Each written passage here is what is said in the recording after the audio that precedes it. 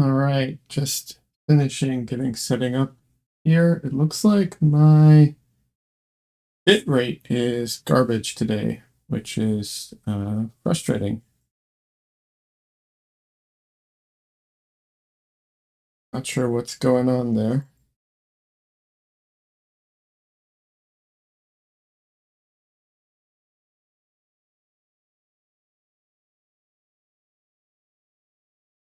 We're having some bad weather, so it might just be that.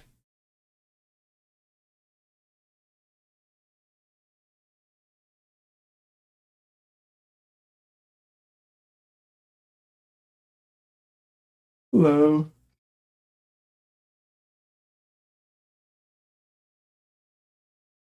Hello, everyone. Hope everyone's having a good day today. Um, don't know if my chat is working today. That's might be a problem. We'll see.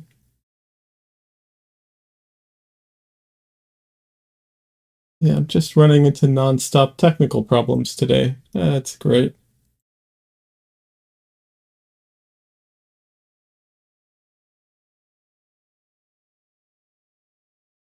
What is going on? It was working fine a minute ago.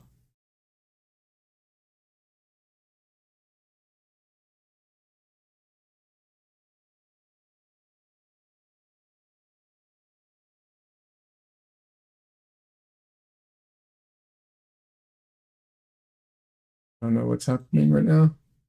That sucks.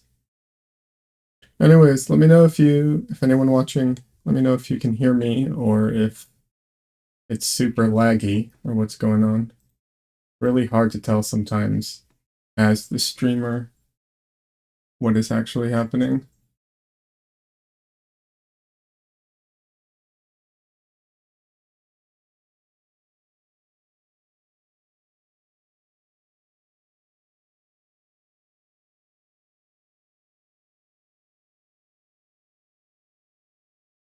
Justin, are you here still? Little boy? Justin.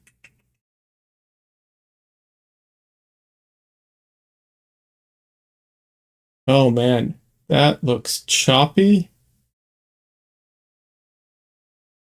as hell.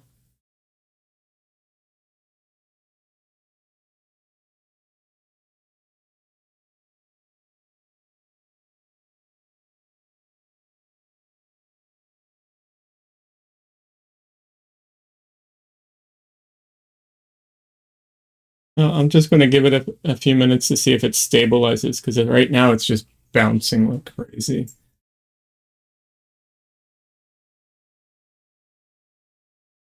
And I will show the cat in the meantime.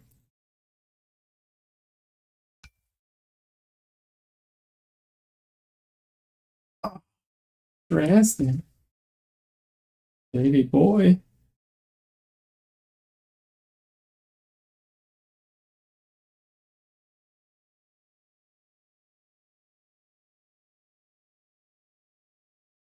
This is Dresden.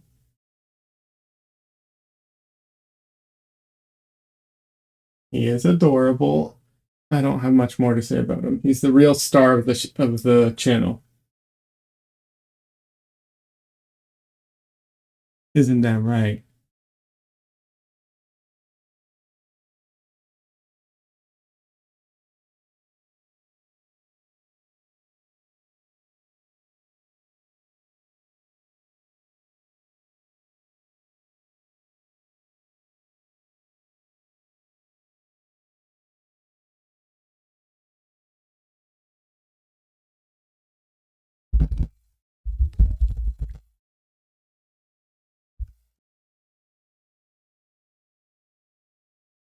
Okay, the bit rate is not fixing itself. Damn.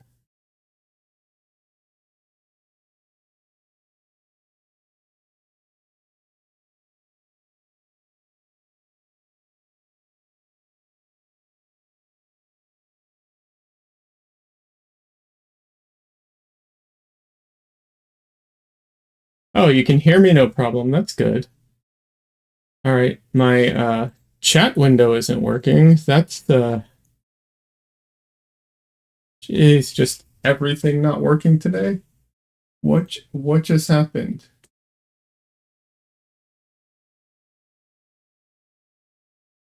Oh, there we go. Okay, that's working now.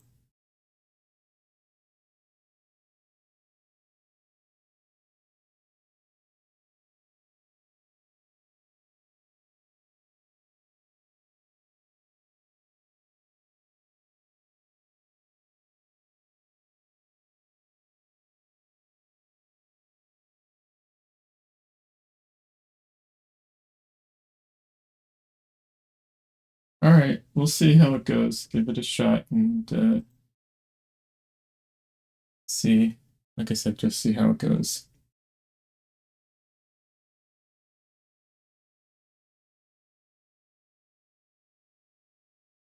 It's very choppy still.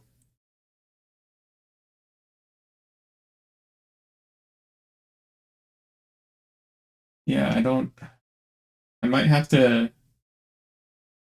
Okay, let's see.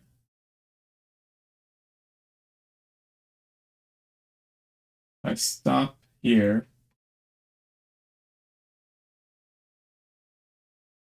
Let's see if this helps.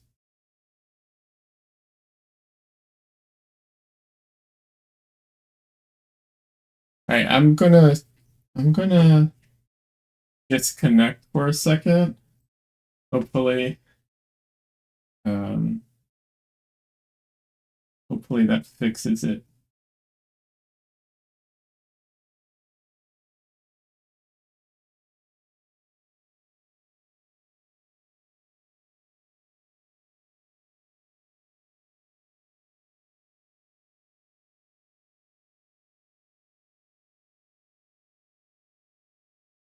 All right, let's see.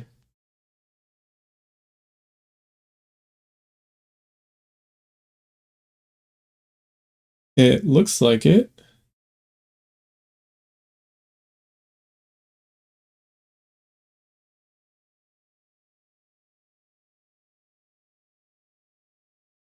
I hate that my camera's all the way over here.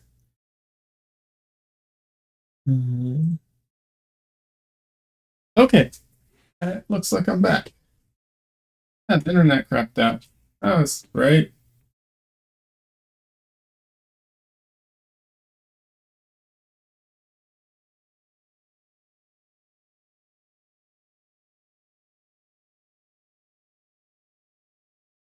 Well, at least it looks like it's stable now.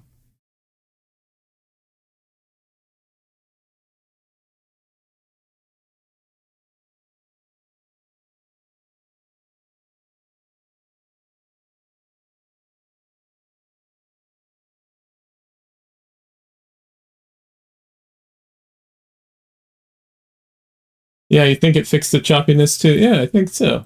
So, you know, pain in the butt, but at least it's better now? Or not? It's already giving me signs that it's not working again. I don't know what to do.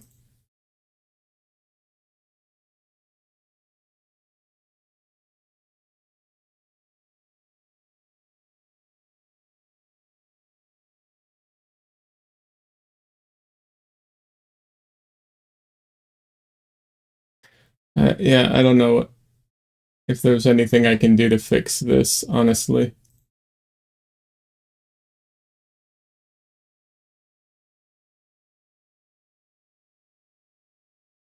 It might just be the weather because it's all raining right now.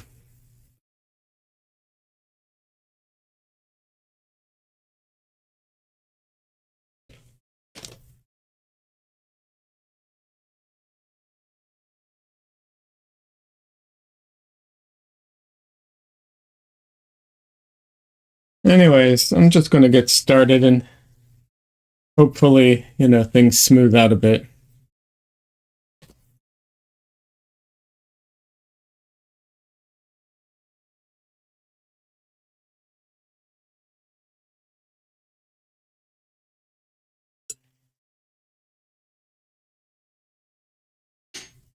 All right, I'm just gonna clean up a little bit. Get started.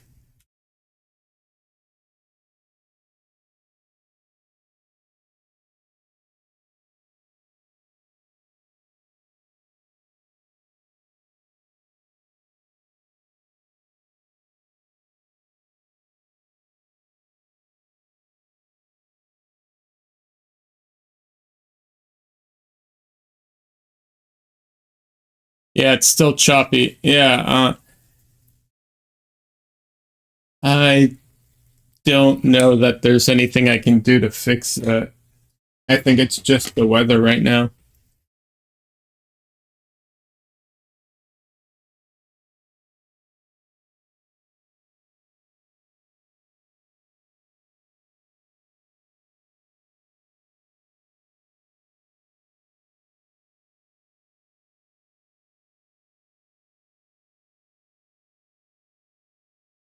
Yeah, it's like just bouncing all over the place. The bit rate just goes from like, um, you know, from high to low and back, just nonstop.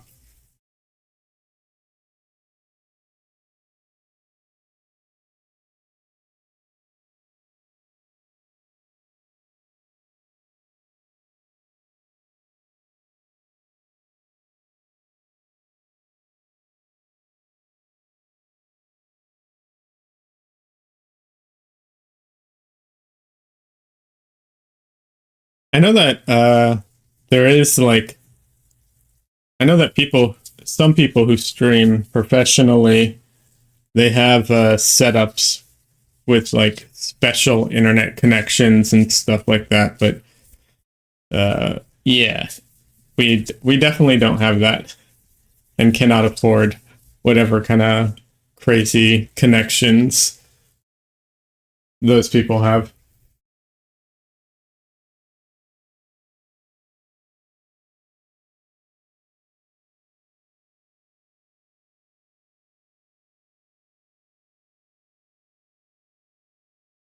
Yeah, I can. I'm going to sacrifice the Twitch stream though. I don't think there's anyone in it right now.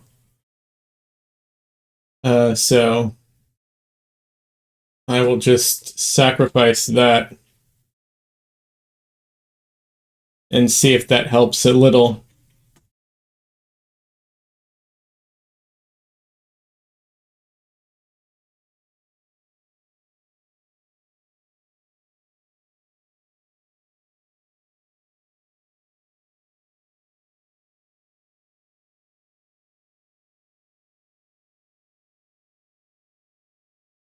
But yeah, my dropped frames is at like 43%. I, you know, I don't know what to do about that.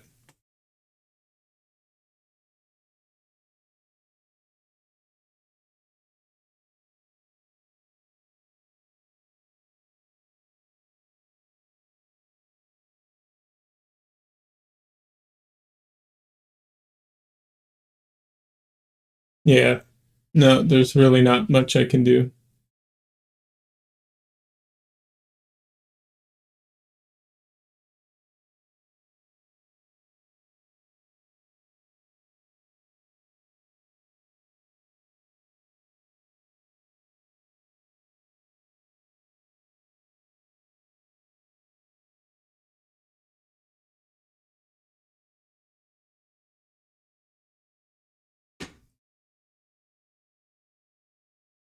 Hopefully the sound isn't choppy at least.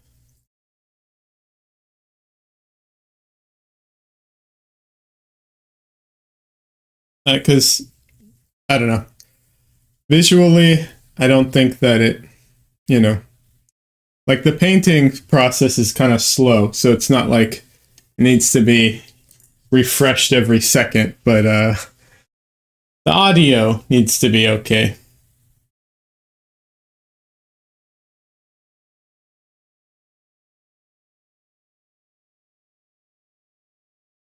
So the sound is fine. All right, well that's good. That's a positive at least. At least that.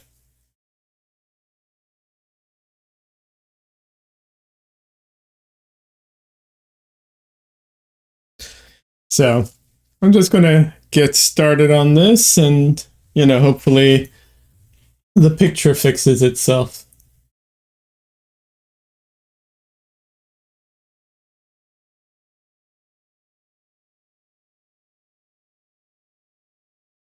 Today's been a bit of a crazy day. The weather has been kind of nuts. And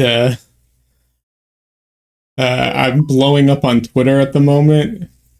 Blowing up quotations because it's very minor, but for me it's not, and I think it's funny.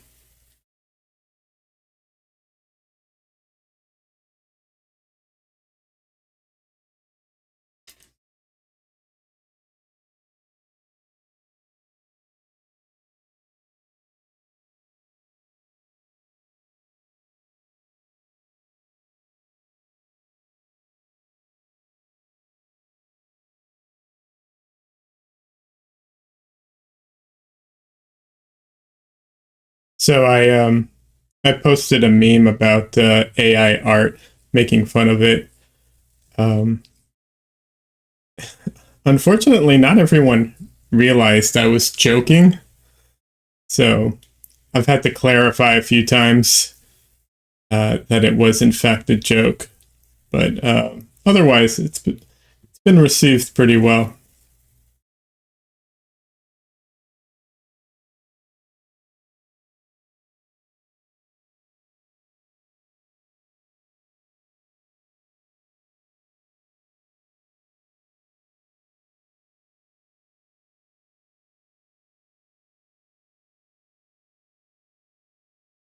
All right, so I'm going to start with working on the background a little, just to warm up, because usually this is kind of what I do generally.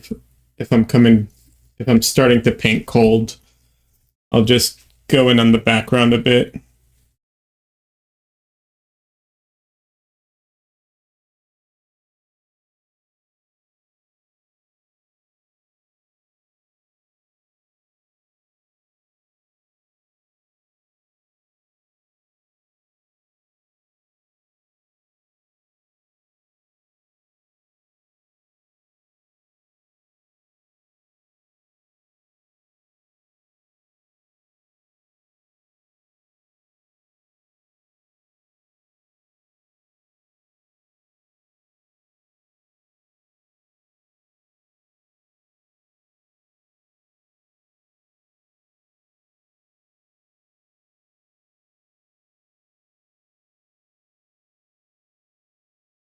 But yeah, I guess I need to talk more regularly now that my stream's all choppy and people might not realize that I'm still here.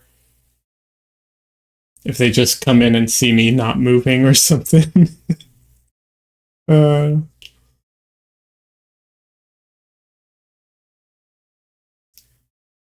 so I ordered a lav mic to see if I can get better audio, but it has not arrived yet. So it'll probably have to wait till tomorrow's stream.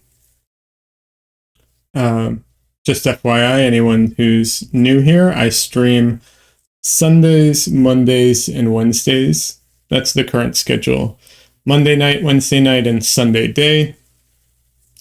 I might tweak the schedule over time because I feel like it might not be the best, but it works really well with my work schedule, which is why I have it at the moment.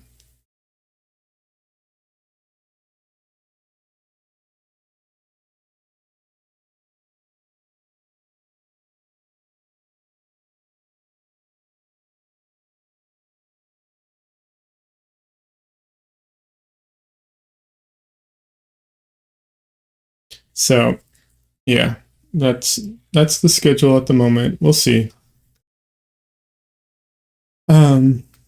Hopefully I can get the audio to the point where I can pull audio and make some videos from the audio. I tried doing that. I think my what's it called? My way of talking just isn't good for that. So I think more than the audio quality, I need to be a better speaker.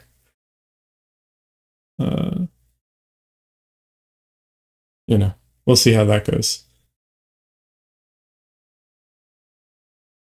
There's a reason I got into painting and not speaking. You know, public speaking or something.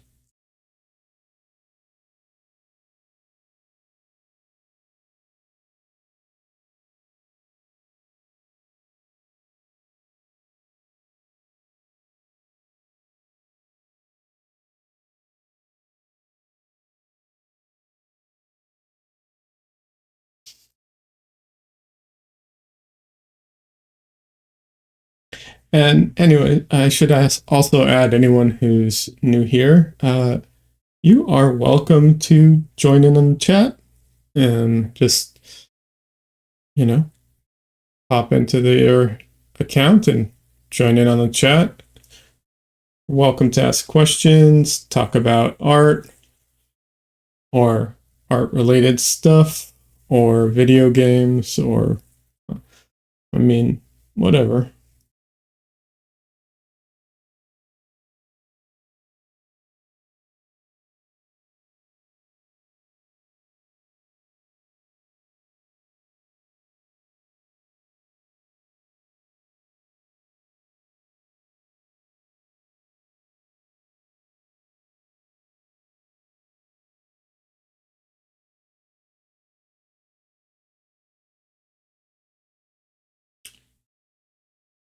I think.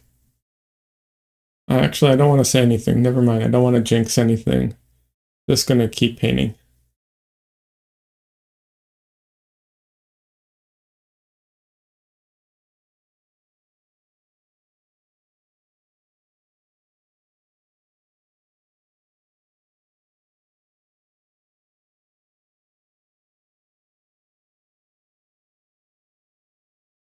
I jinxed it.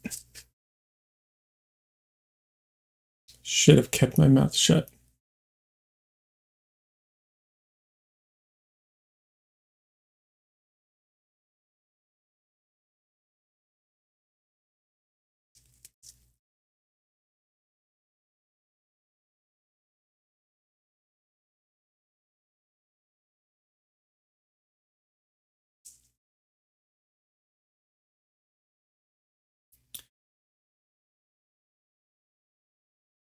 Anyways, I guess I should just talk about something else. Although I don't honestly know what to talk about at the moment. I definitely repeat myself a lot, so I don't mind if anyone has questions. I don't mind repeating myself, but yeah. In the meantime, I'll just go ahead and repeat myself again. So I use a limited palette for numerous reasons. I think it promotes a more harmonious, painting, and it also, improves your mixing and so on. I use a bit of a saturated palette, which is honestly, in a lot of ways, inconvenient. I don't know that I would necessarily recommend it, especially to beginners. It's a primary palette of white and black. I use Mars Black instead of what's it called? Instead of Ivory Black. I think Mars Black is it's a warmer black, which I think is kind of balances out the coolness of titanium white. It's also very opaque, and it's not made from animal bones, so all good things, in my opinion. And then I use quinacridone rose, often called permanent rose, or sometimes it's even quinacridone red or permanent red. The pigment code is PV19. It's a little bit misleading though, because PV19 can be multiple colors. there's something in how certain pigments are manufactured that can change the color of them drastically. So it's kind of like a very saturated magenta. Um, I guess maybe a little more red than magenta. Yeah. And then for the yellow, Cad Lemon or Bismuth Yellow so far are the two that I think are the best as primary yellows. Unless you're doing a split palette, but yeah. That so far, I think those are the two best ones. And then Phthalo Blue for the blue, which is a very difficult color to use. You barely need any of it. Like it's so a little goes a long, long way. But the advantage of Phthalo over Ultramarine Blue is, which I mention Ultramarine just because it's commonly the blue of choice for many artists. Ultramarine can't get that like greenish, turquoise color. Phthalo can, and Phthalo can also go into purples pretty well. Whereas, because Ultramarine goes into purples really well, but it does not do turquoise very well.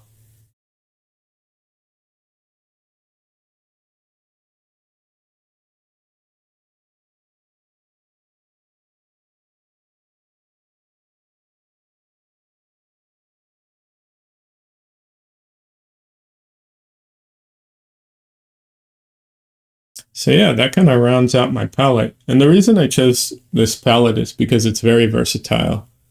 I can paint, I can mix most colors.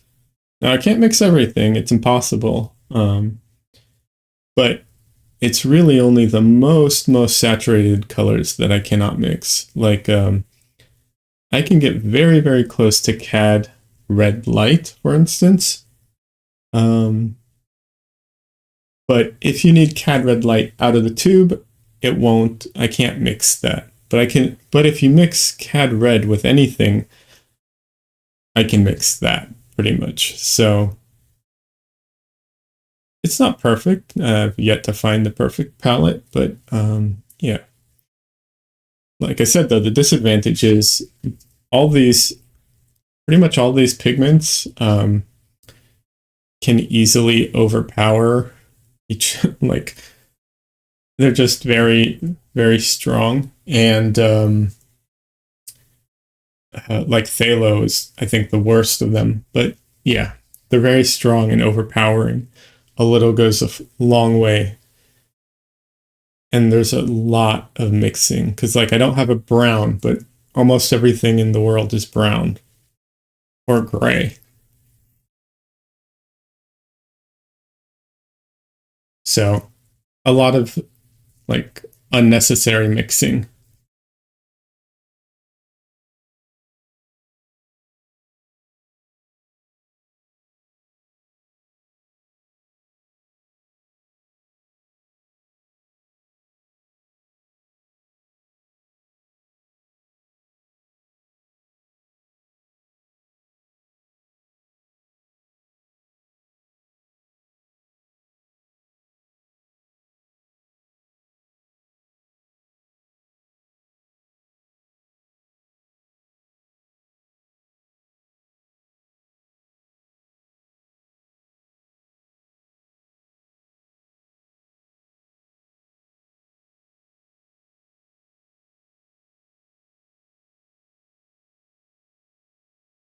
Let me check something real quick on my computer.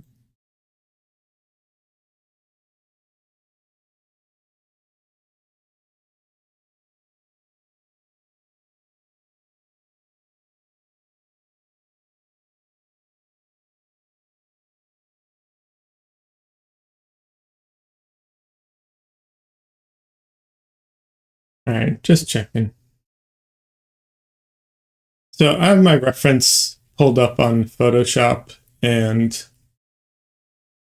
uh, every once in a while, it makes life a lot easier to just check a color. Um, I try not to do that most of the time because it's not a good habit to develop. But um, especially when streaming, because my mind is so distracted by like trying to talk or reading chat and interacting with people and all of that. It helps for sure.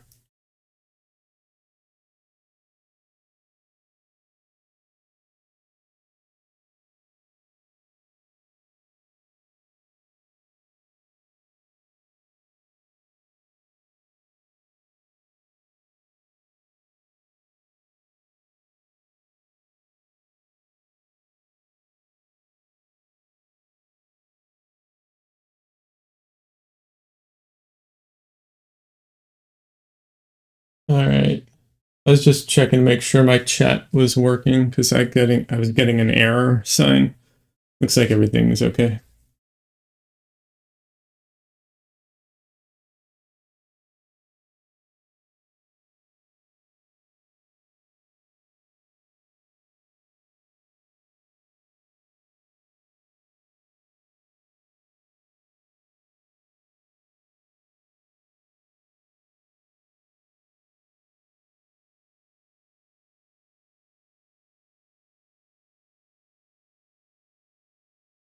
Hey, Lychee. This is so beautiful. Gosh, oh, thank you so much. I appreciate that. Just letting you know, the stream's a little choppy today. Hopefully the audio isn't because I feel like the video is somewhat less important uh, in the sense that, you know, painting's so slow, kind of doesn't matter.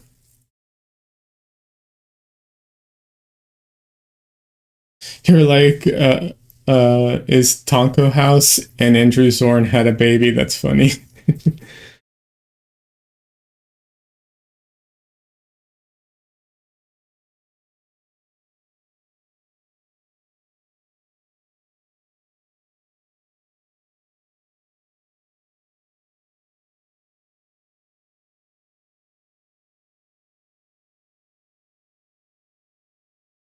So yeah, video's a little choppy today. Not much I can do about it. I've done all the troubleshooting I know how to do.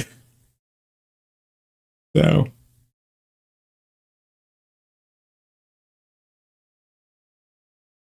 thank you very much. I appreciate that, Lychee. How are you doing? How have you been?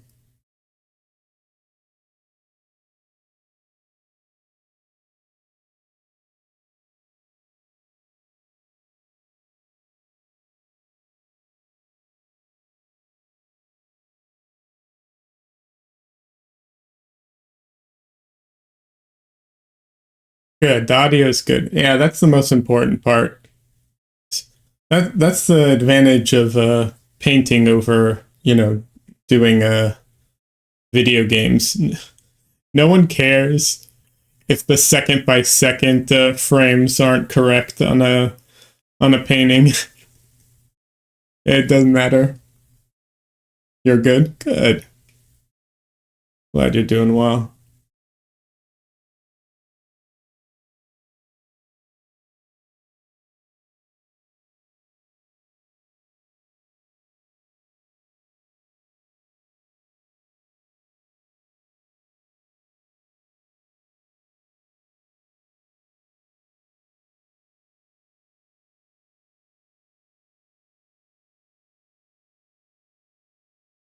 Yesterday, you submitted two artworks to a juried show, so today I'm waiting to see if I will be selected. Oh, that's fantastic. That's great. Just just to you'll post them in Discord. Oh, awesome. Please do. And also, if you don't get selected, like do not take that to mean anything. Juried shows, like, there's so much that goes into who and why they pick what they pick. Don't, you know, don't take it to heart. Like, it's great when they pick you, of course, but it also doesn't mean anything when they don't. Just putting that out there. Hopefully they pick you. Like, obviously that would be the best. I just, just putting it out there, because I know I've known people to get down on themselves. I think I take that back. I've gotten down on myself in the past when because it's disappointing, and I get that. Well, so here's the thing too. Like, it's worth mentioning. I know some people who have been the jurors on a show, and like the stuff that goes into why they pick who they pick often has nothing to do with the quality. Like, the people they don't pick often has nothing to do with the quality. Michelle's way more optimistic, and I hope she's right, because that would be fantastic.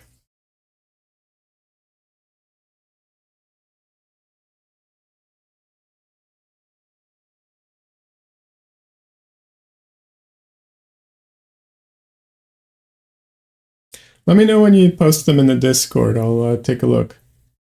That's good to know. I appreciate it. Yeah, I think I think if I didn't make it, it would be fine. It's nice because it's first time doing this with a gallery. So it's just fun to put myself out there. I think that's great. And by the way, there's a website. It's like a cafe something. I can't remember what it's called. And you can Google like call for entry. They have, that's exactly what it is. They compile all the calls for entry. Obviously, not all 100%, but a lot of them.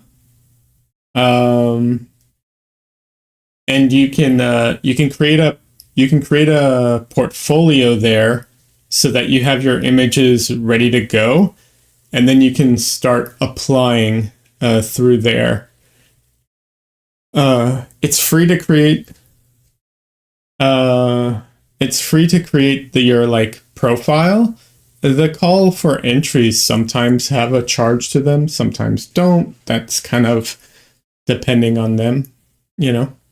Very common though. I mean, most are like $20, $5, whatever it is. Yeah, it's a great website. A lot of a lot of galleries and shows advertise through there. I just can't remember the exact name. Also, worth mentioning too is Bold Brush. I need to be better at this too. Um, it's either Bold Brush or Boulder Brush. I can't remember. They have a monthly what's it called? They have a monthly competition, and it's you get one entry for free every month.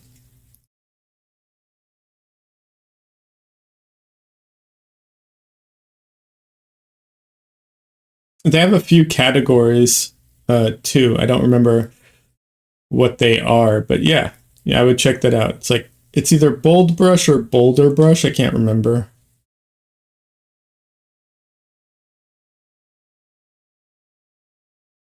You've heard of Bold Brush? Yeah, free entry every month. They hold it every month, and you can get a free entry. If you want more than one, then they charge, I think, unless they changed it. But that's what it used to be. And the thing is, I think, how can I put this? I don't think you're likely to win there, because I think um, I think they kind of tend to, like, the people who tend to win are people who have been there for a while, who are participate a lot and so on. Like more part of the community than just someone kind of coming in. But it's still good. You still get out there. It's still, you still get on the list, and people can see your stuff. And you know, if you do it a lot, yeah. I'm just saying that I could be wrong, but that was kind of my impression. It's not a stated thing that they say, but you know, sometimes you kind of pick up on things.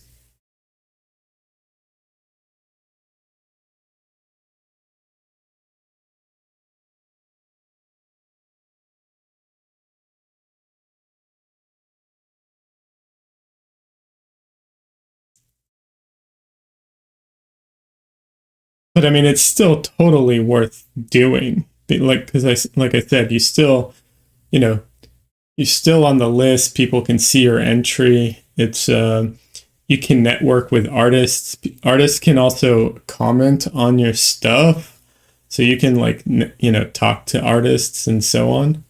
So there's a lot of great things about it. I highly recommend it. I should be doing it every month. Everyone should, if you're an artist, and everyone should be an artist. Everyone, go out and paint, draw. It's fun. You don't need to be the best of the best. You know, it's not everyone has to make this their career. It can be just for fun and for personal fulfillment. Highly recommend it to everybody.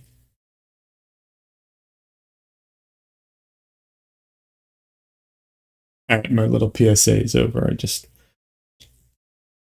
see people, you know, they the way people talk about art sometimes is like, if they're not the best of the best, like why even bother? And I think that stops a ton of people from actually making art, and I think that's just a tragedy.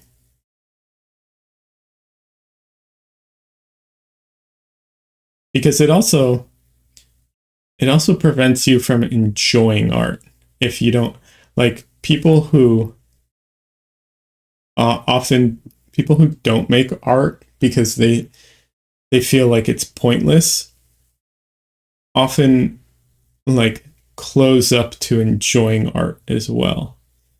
And you shouldn't do that. There's no point.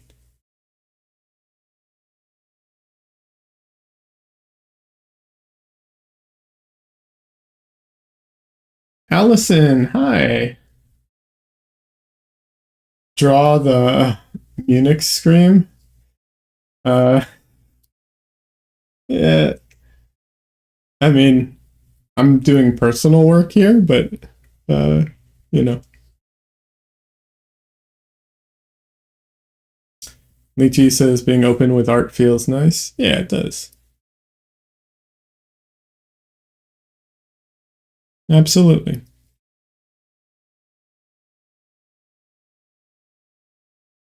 Welcome, Allison. How are you doing today? Hope you're having a good day. Trying to remember. I'm dyslexic, so I'm really bad with names. Is this your first time in my stream? I can't like I'm trying to remember, but my memory for names is notoriously bad. Am I copying that? I mean, I'm using photo reference, yes, if that's what you mean. But this is an original painting. Lychee says, I posted the works I submitted in the Discord. Okay, great. I will definitely take a look at it when I take a break. Yes.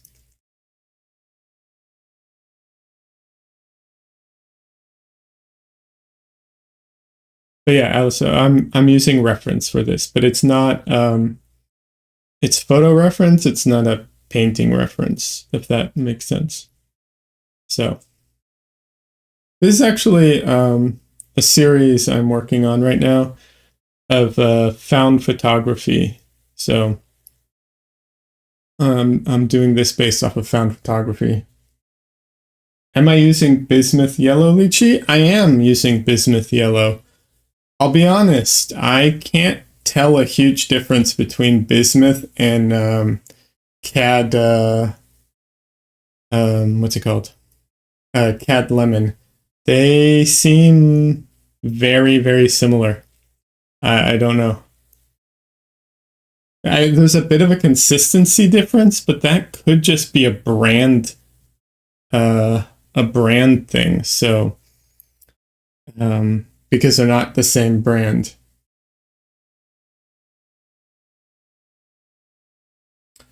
Shows your best paint. Are you asking me to show my best painting? Is that what you're?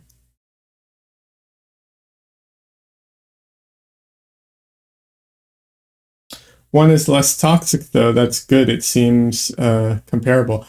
That is true. Bismuth yellow is less toxic than cad lemon. Absolutely. Um, Although surprisingly, bismuth yellow is pricey.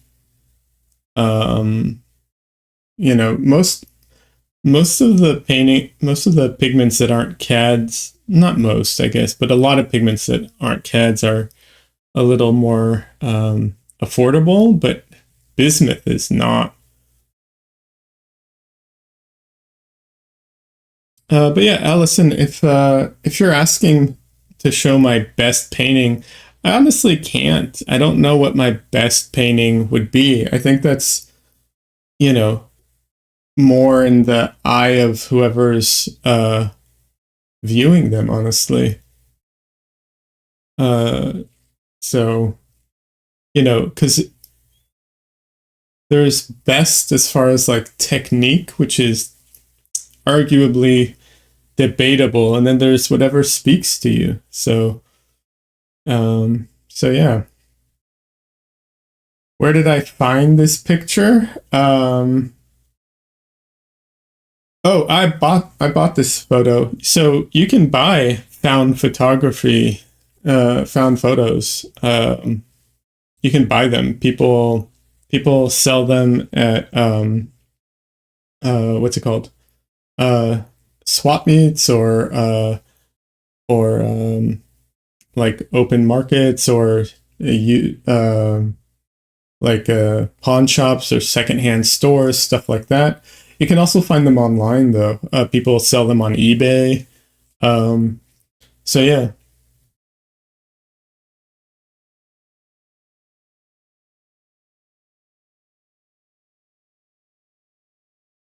but you do have to be like, so there's a few things with found photography is one, a lot of the photos aren't don't make for good not every pawn shop has it though, for the record, just putting it out there. But some do. Um, Craft fairs also, some craft fairs do. eBay sounds pretty nice. Yeah, eBay is convenient. Um, for sure. So a lot of the photos are great, but they don't make for good reference. That's one. Um, and two, if you wanna like be above board kind of thing, there you have to be aware of like what year the photo's from and stuff like that.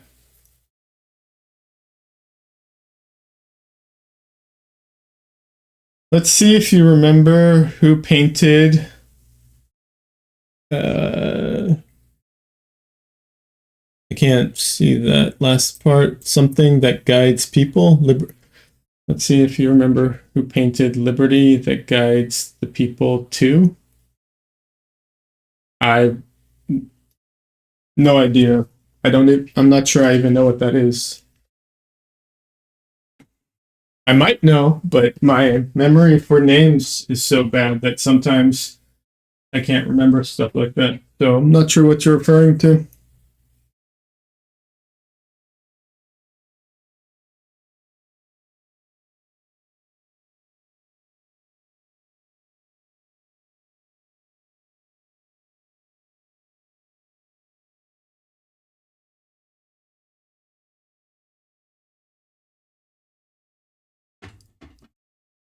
The other thing too is with a lot of with these paintings, I still have to figure it out for some of the more like portrait uh, photos, but I don't want to like paint the likeness of the people. Like it can be similar, but I don't want to necessarily do portraits of people who I don't know, kind of thing. So yeah, uh, the name without the two. Okay. Um,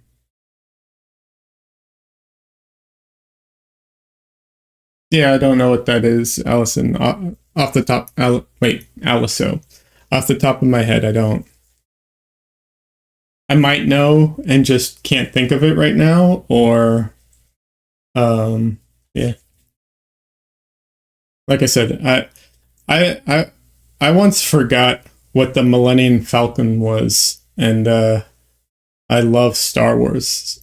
I mean, I've even forgotten um, like my friend's name or my part or how to spell my partner's name. Like I've had all those things happen to me, so it's it's kind of just how my brain is. All right, we got a cat. We got a cat.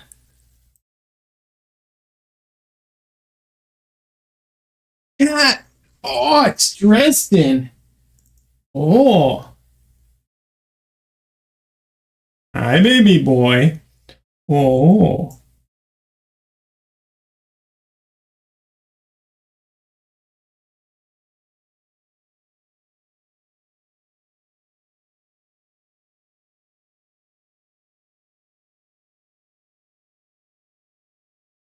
this is Dresden.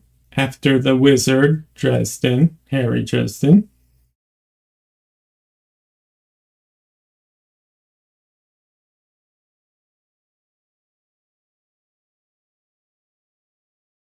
Hello, fluffy Mr. Dresden. Yes.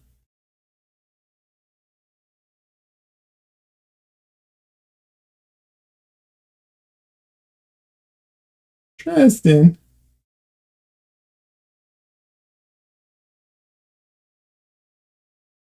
He's so cute. Oh,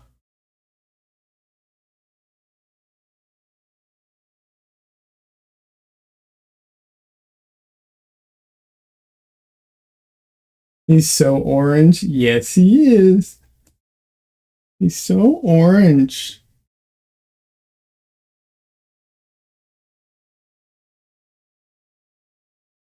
All right, Justin, I'm going to put you down now. You can have my chair. Yeah.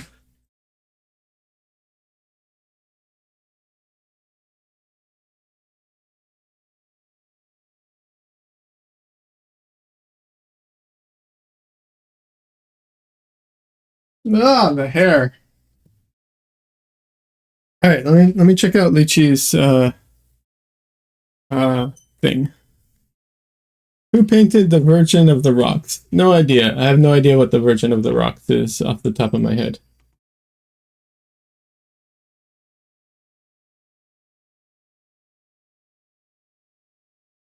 Oh, Lychee, these are great. I wish I had it set up so that I could show it on the stream, but I do not have that set up at the moment.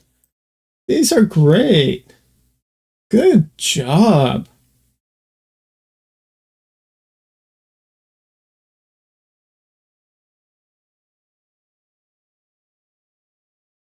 Really great job. These look fantastic.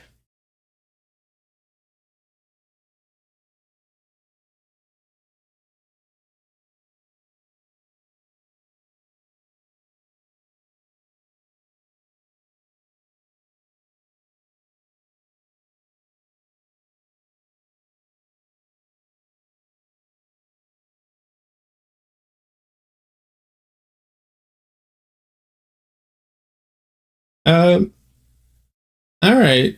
I don't know what this is. Why we're doing a what's it called, quiz here, but yeah. Oh, Leonardo da Vinci.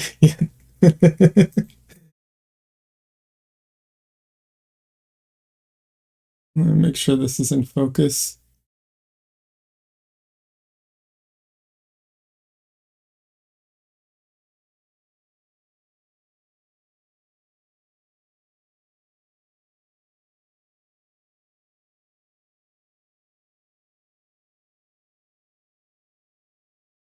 This is Kahoot.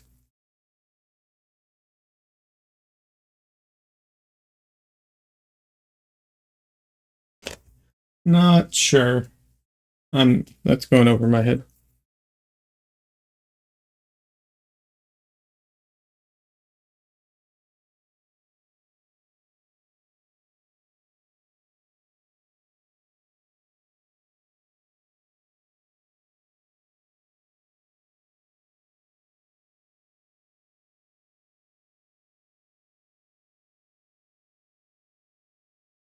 Was that painted by Vlad the Impaler? Yeah, no idea.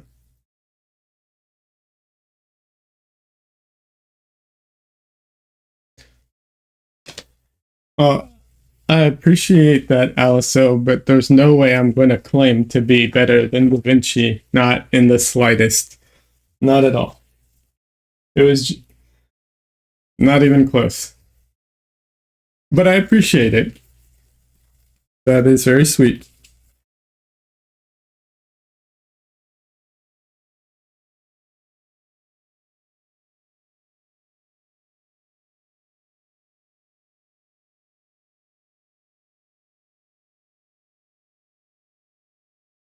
You're surely better than Pollock. I mean, maybe at representative, I'm sure. But I think Pollock would, I mean, okay, he was an interesting guy in general, but a lot of abstract art or modern art, I used to not be a fan of, and I'm still not the biggest fan of most of it. But I did see, I did watch some videos about it that went into the history of a lot of these paintings. And when you put them in the context of history and everything, it's at least more interesting. I'll put it that way. So there's a YouTube channel, the Art Assignment. I would check that out. They have some videos on abstract art and stuff like that.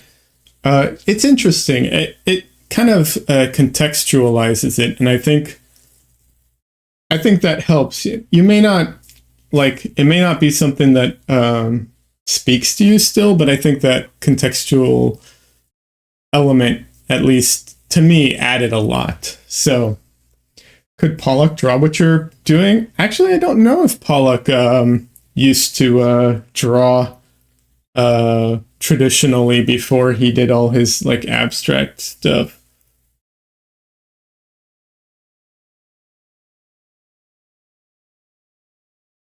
Alicia says, I think abstract art is cool, like the bravado and simplicity at times. Can look at stuff that isn't realistic to respite at times. Uh, yeah, I don't know. I mean, I agree with you. It just, everything, it's very personal. What speaks to you kind of thing. Hey, Donley, good to see you. But yeah, also, I don't know if Pollock used to do traditional painting, like representative painting. Uh, I know. I mean, the famous one is what's his name? Picasso used to do figurative art, but I honestly don't know about Pollock.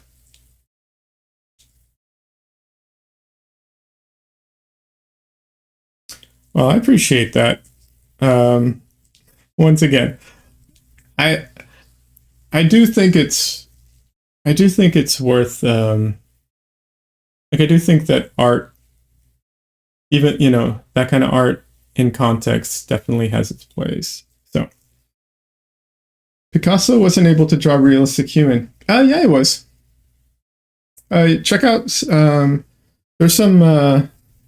There are some early paintings of Picasso that are completely representational art. People just totally like traditional paintings of the time. Absolutely. Don Lee, welcome. Don Lee's a streamer friend of mine. He streams on Twitch under the same name, Don Leo. I was streaming on Twitch, but it today, but my bandwidth is garbage today, so it keeps bouncing around. So I cut down on bandwidth by not streaming to Twitch at the same time. You're going to be lurking. You're running behind on getting things going today. Hey, no problem. Lurk away.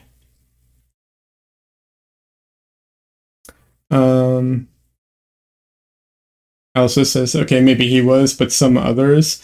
Yeah, I mean, you're from Italy? Oh, nice. I'm jealous. I'm in Austin, Texas, so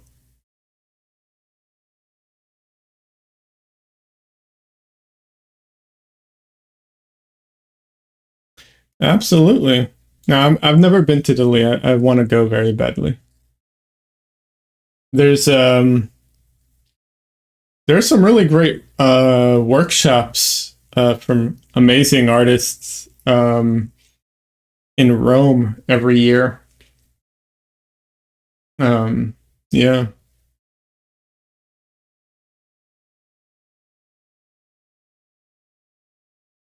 I'm dying to go to some of those, but they're, for someone who lives where I live, it's very expensive. You're from Rome? Nice. That's amazing. I've seen photos. It looks fantastic.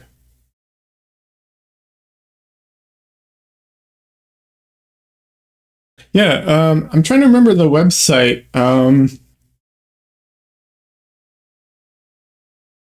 Oh, I can't remember what's the name of the website right now, but they have yeah, they have workshops every year. I think a couple times a year. Um, if I don't know, do you paint as well? Yes, but the infrastructure doesn't work. Oh, to be fair, that's a problem a lot of places have. um, yeah.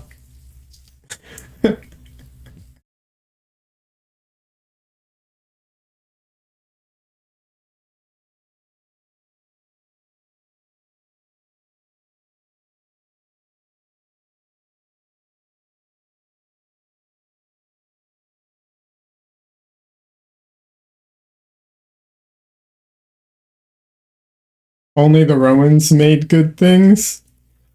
I mean, not sure I would go that far, but they have made good things.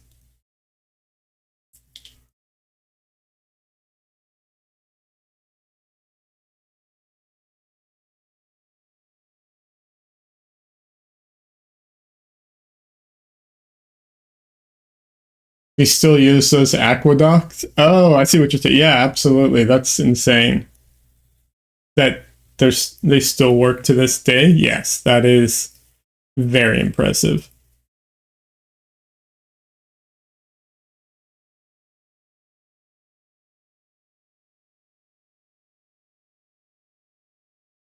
I mean, imagine. Yeah, I can't imagine building infrastructure that long ago that still works. You know, because all the infrastructure we have is like falling apart.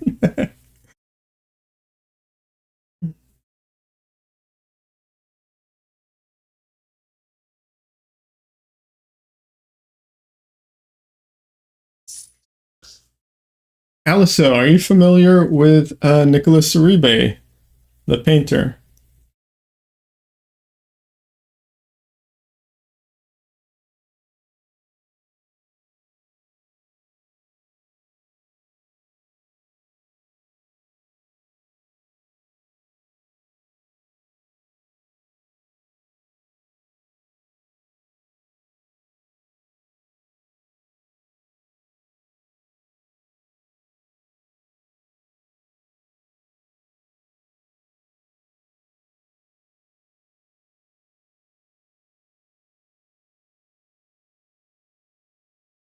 Actually, I don't have to wait for your answer because if you are familiar with him, that's great.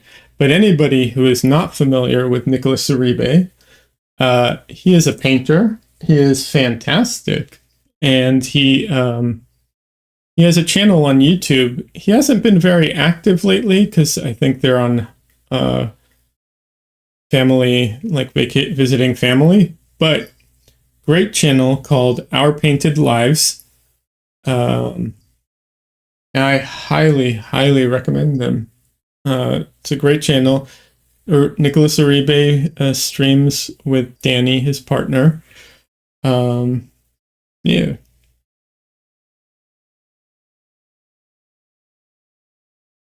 The dad of art, king of painting. Wait, Nicholas Uribe? I don't think he would be willing to take that title, I'll be honest with you.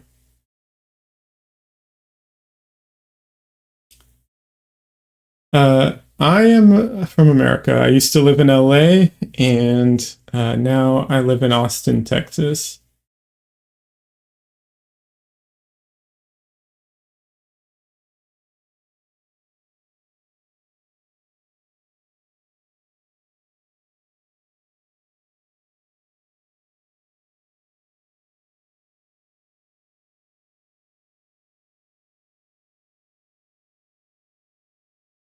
So yeah, not exactly the oil painting capital of the world, but we do have some pretty good artists living out here. Um, Jennifer Balkin lives out here, and she's fantastic. She has a school out here too.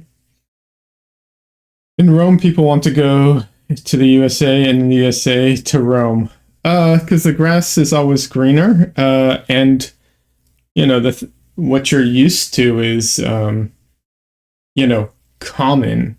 So something that you're not used to is uncommon and a luxury in a way. I think that's why. Because I mean, you know, um, if I think same goes with food too, right? Like if there's the food you grow up with and you eat all the time, it's not special. But for someone who doesn't get that kind of food all the time, it could be very special. So I think that's why. Although I'll be honest, at this point, I used to feel very differently. At this point, I don't know. I feel kind of blah on people coming to visit America in the sense of like, why would they want to? Um, a little bit. Yeah. Novelty of rediscovering the world. Yeah. I mean, that's not entirely fair. America has a lot of great places to visit, especially. I mean, it obviously depends what you like, but if you like nature, if you like going hiking, camping, stuff like that, like, oh my God, this place is great for that. Um, especially if you don't live here. I mean, I, I mean, just the big names alone are like crazy.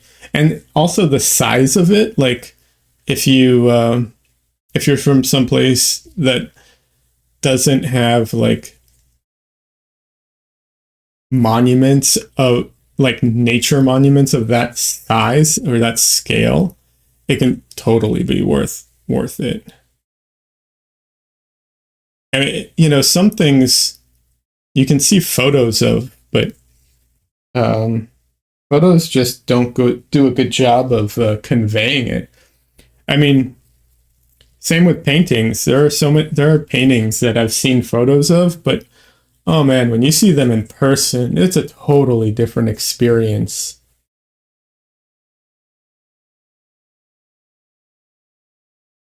Do I follow NBA?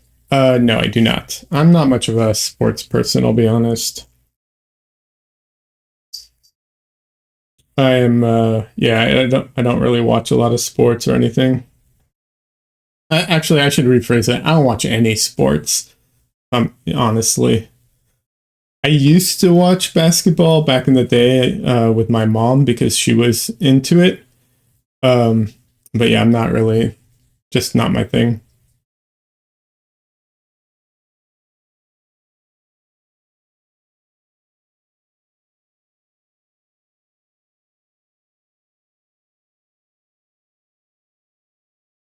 I'm more likely to in US is the national sport or not? Technically no. Technically the national sport in America uh is baseball technically. Realistically, I think it's football.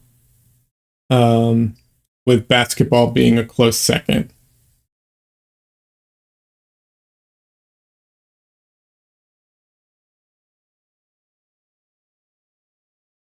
Yeah, and like I said, I think it's football, honestly.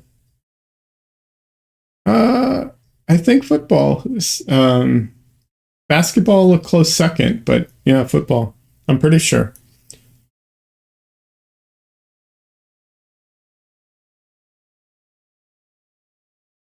You think it's basketball, not football? I don't know. I mean, the Super Bowl is like the biggest, one of the biggest things. So it might be more concentrated. Maybe it's something like football has the Super Bowl and like the bigger events, but culturally, basketball is more influential. But I don't know. People here live their football. So yeah, I don't know. Italy, people are crazy for football. Oh, I know. I know. Yeah. It's worth mentioning that when I say football, I mean American football, of course, not soccer, which, is what Americans call football. It's like almost 5.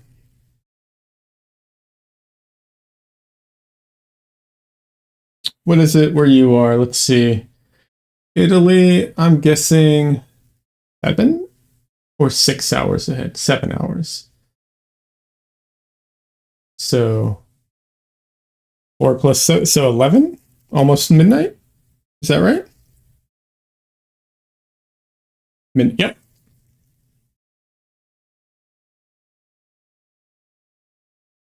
So you might be 8 hours actually.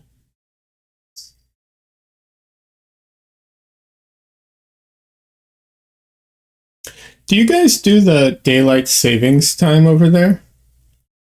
Because we still do that here, and I wish they would stop it. So tired of it.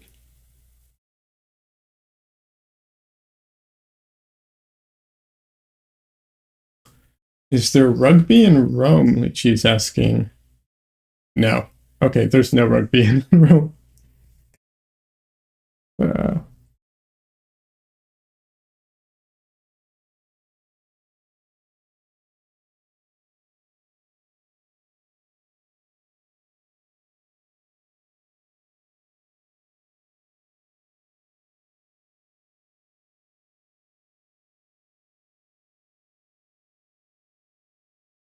I would love to do a I would love to do a trip to Rome with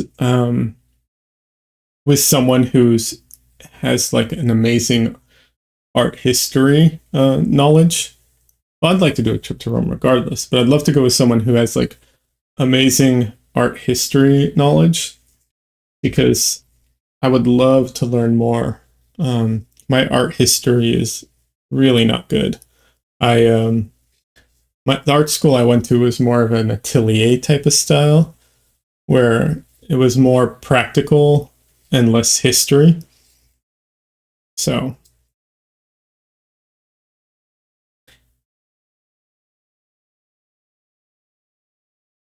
people play soccer or football in the streets. Yeah. Uh, yeah. So if you're mean, I will say this: I think more people play basketball than football overall. Like, cause like more people just go like shoot hoops versus versus people who I'm talking about people who aren't like in any kind of league or anything. They just, just as a pastime, the way that people, you know, play football in the streets, that kind of thing. So I will say that that is definitely something I think more people do than football. I think football's too.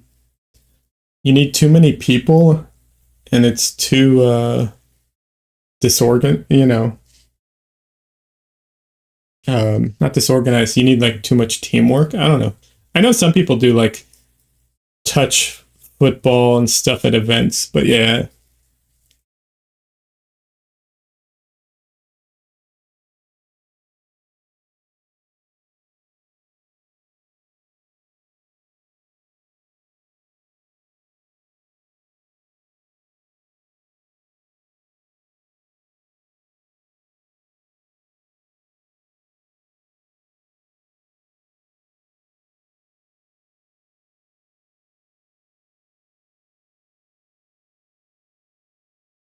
So you do have a point there, Alyssa, about that, I think.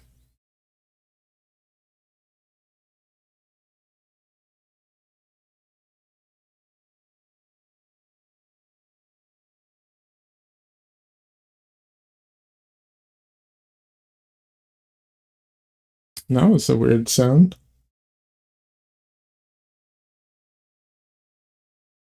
I don't even know what that was.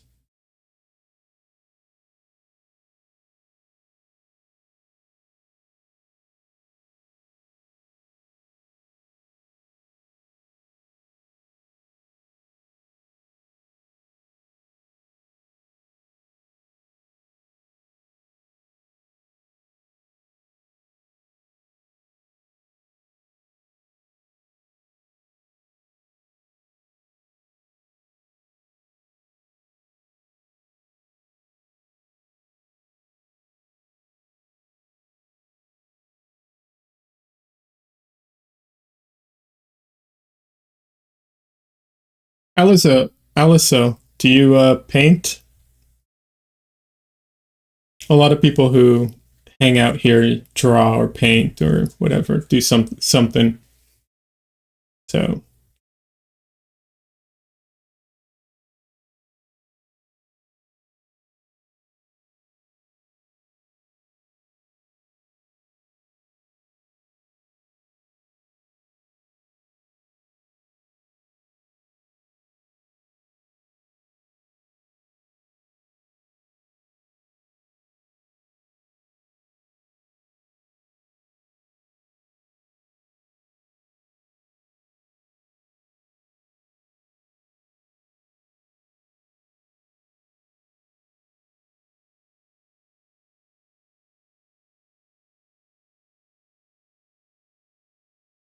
no. Would you like to pronounce good Alyssa? Am I pronouncing it poorly? Do I am I butchering your name? I apologize.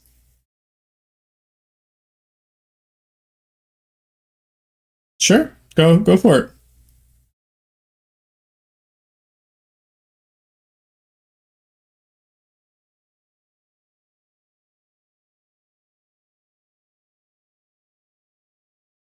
I'm used to people butchering my name, so I'm very familiar with the experience.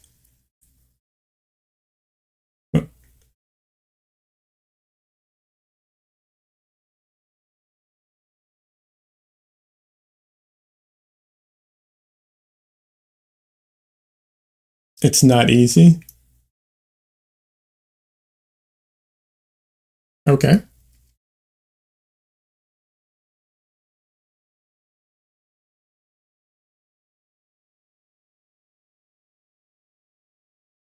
Al or Al?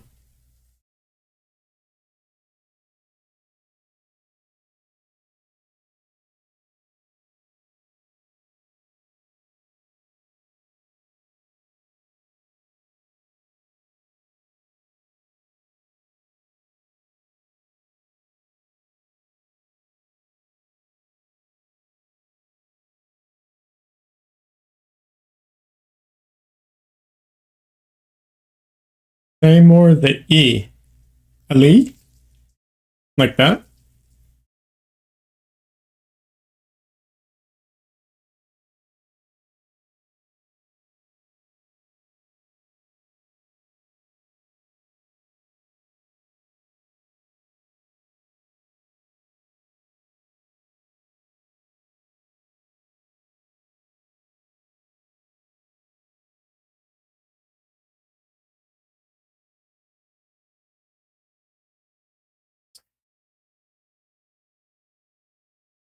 Like Alicio?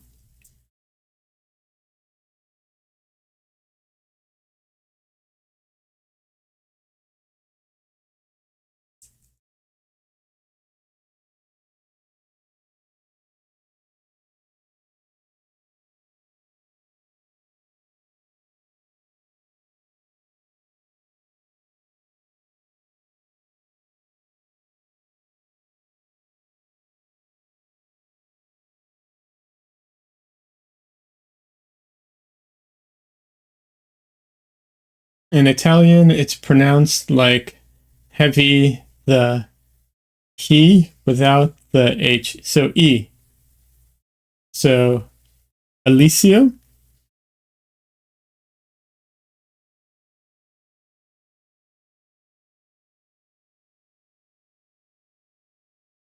No.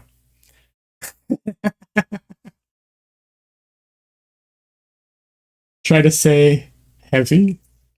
Uh,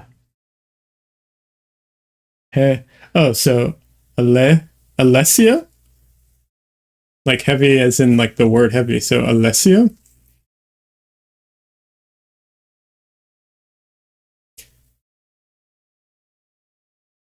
I will say this. I might be like the worst person for this. So just just putting it out there.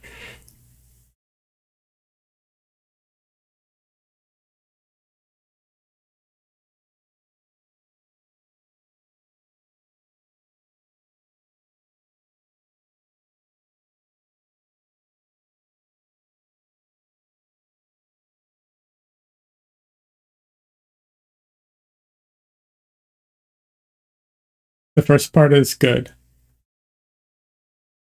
Okay. Theo?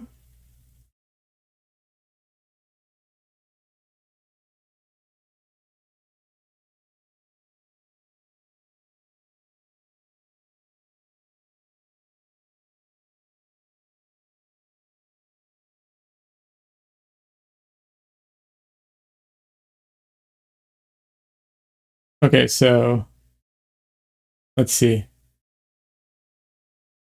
Heavy Alessio?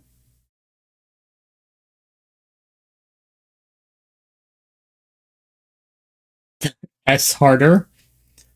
Alessio. No, wait. I'm just going louder. That's not harder. Alessio? No. Yeah. Le. No. I'm not. I don't know that I'm getting this clearly.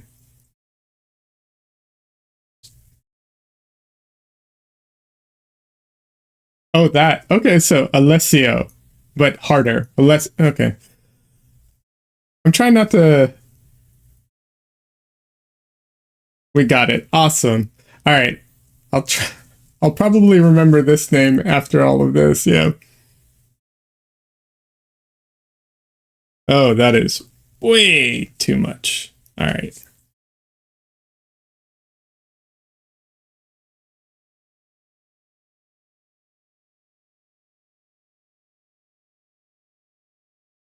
The E is not that way in Italian. Interesting.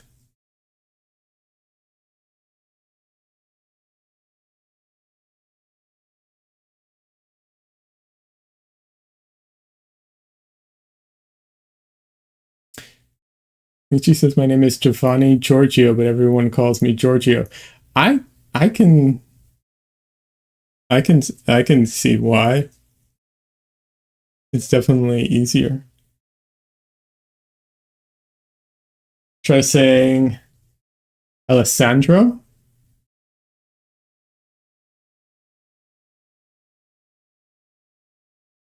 It's a meme. Ah, totally went over my head. Lychee, I don't know if do you follow me on Twitter, by the way?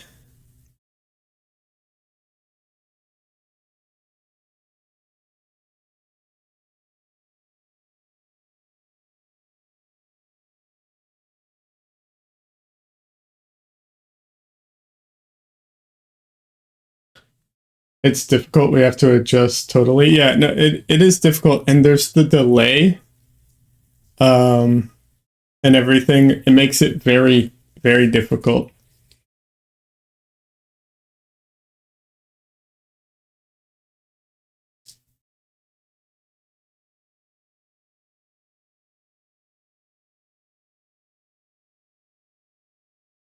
Try to separate it. Okay.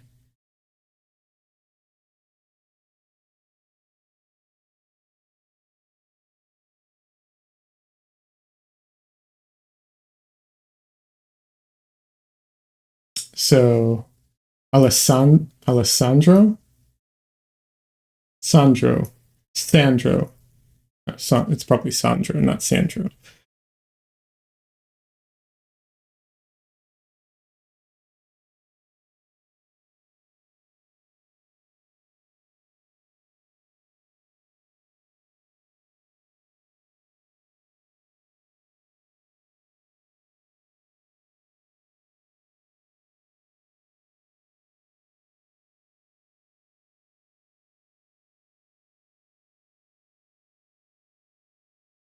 Try to pronounce it hard. Well, only thing I'm trying, only issue I have with trying to pronounce it hard is I've heard my microphone before and it sounds really harsh and unpleasant with the S's when I don't pronounce things hard. So I'm a little hesitant to really lean into the S's.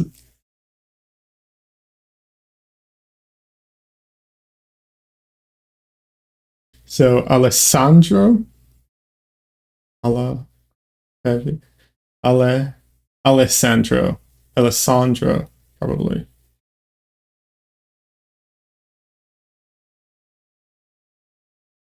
Versus I don't know that I can hear the difference between and that much.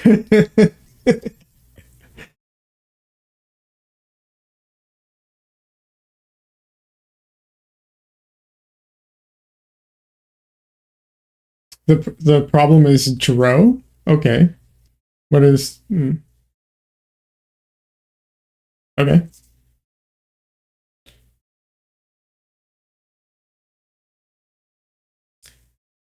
Lychee, you should check out the meme I posted earlier today. It's it's very funny and also blowing up on Twitter, which I think is fun.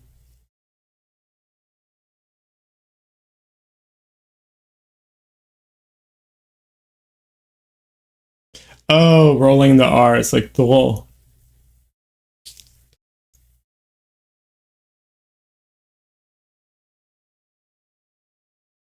I'm not great at rolling my R's, I'll be honest.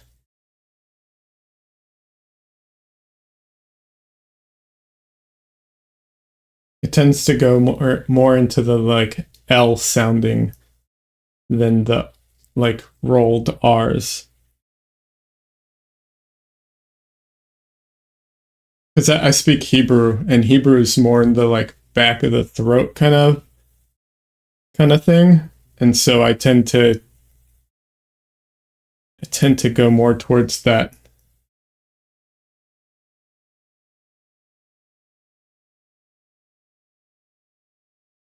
But yeah, I cannot like roll not I can't roll my R's properly. Never been able to.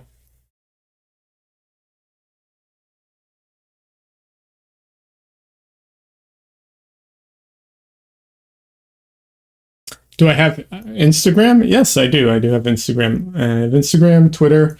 The links should be in the description. Um, yeah. Uh, Yeah. Although the thing I'm referring to right now, I did not post on Instagram because it's just a meme. It's not. Um, if you're um, on Twitter, the fight with AI art is a lot stronger than it is on Instagram. Um, so that's why I posted there because it's a meme about AI art and making fun of it.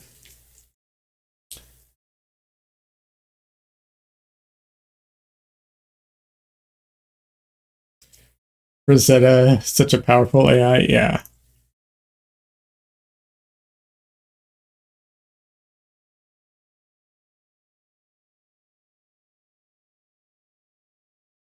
Yeah, if you spell my name correctly, sometimes you have to add the G because some people took my name already, but generally you can't click on the link. Huh.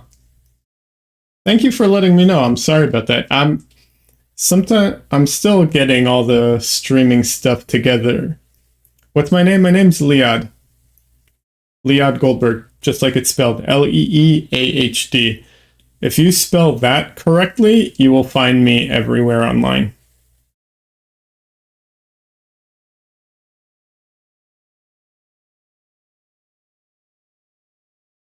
I have it as a .com. It's so um, it's such an uncommon way of spelling the name that yeah.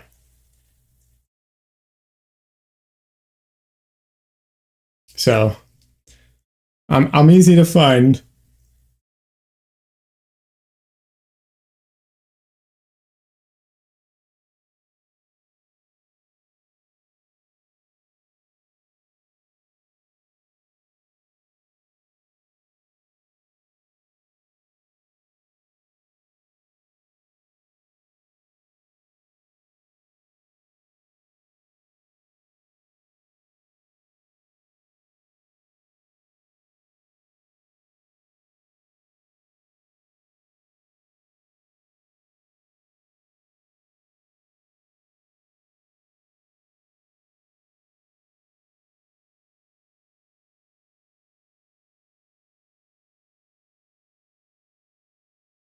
You have followed me. Oh, thank you so much. I appreciate that. I don't.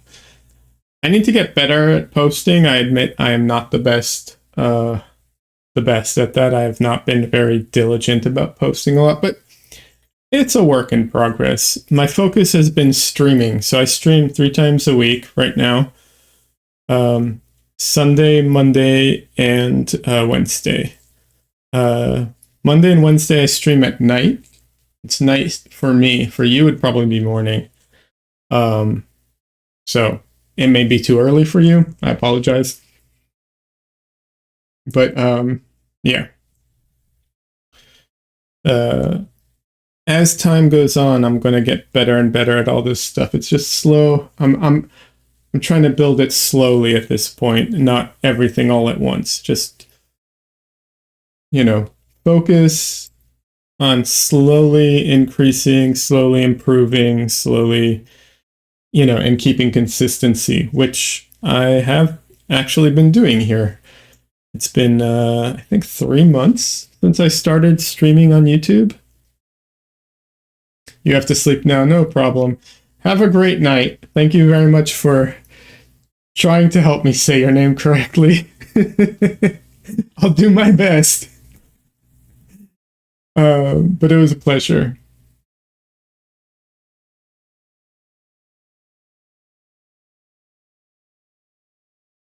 Have a good night.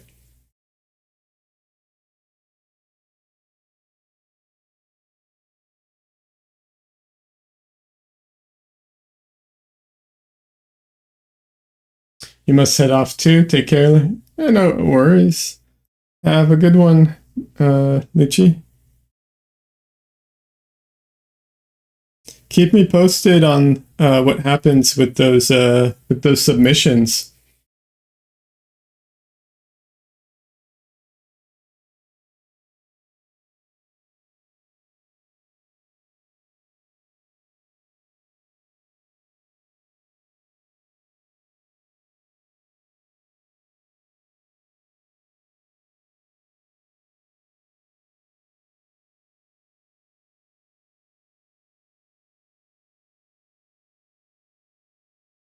Goes on Google Translate after right Alquecio. What? Okay. I think I get the joke, but yeah.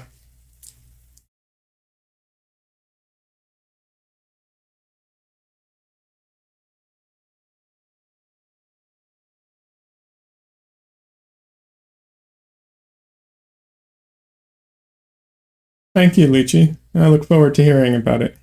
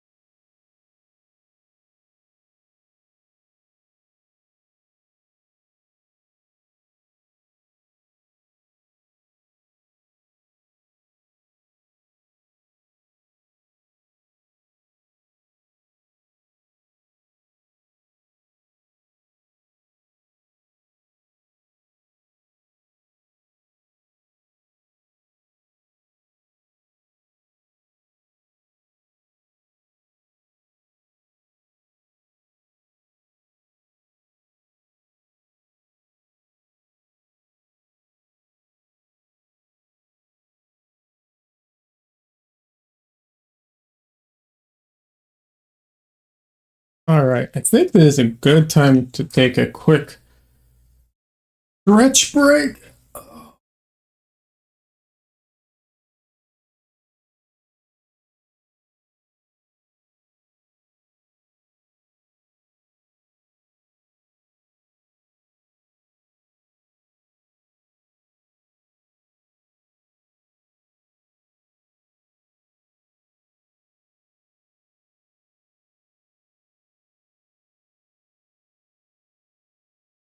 Oh, I have a package. I need to go grab it real quick because it's raining and I don't want it to get destroyed.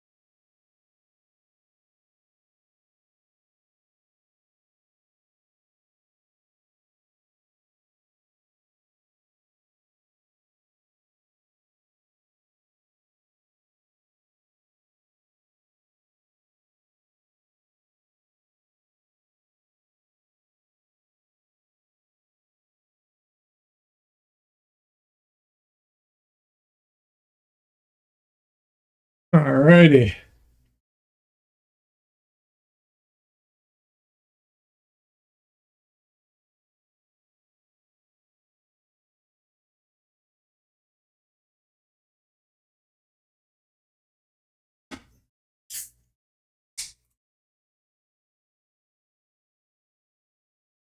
Decided to treat myself today and bought soda for myself. I try not to drink soda a lot, but every once in a while. Okay, I'll be honest. It's a little more than every once in a while, but it's not often.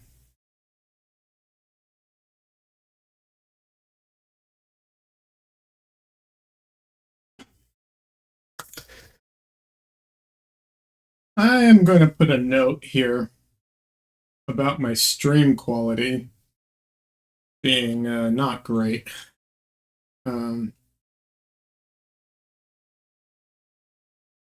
See,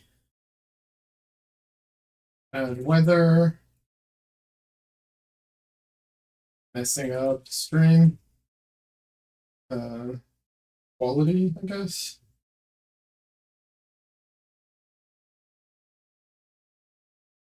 Audio is generally okay.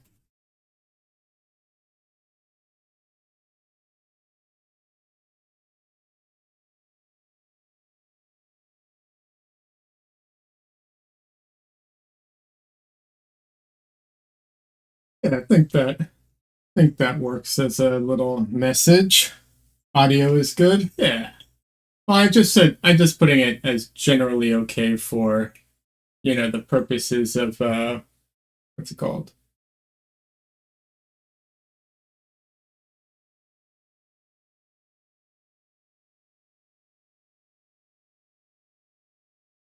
Hold on a second.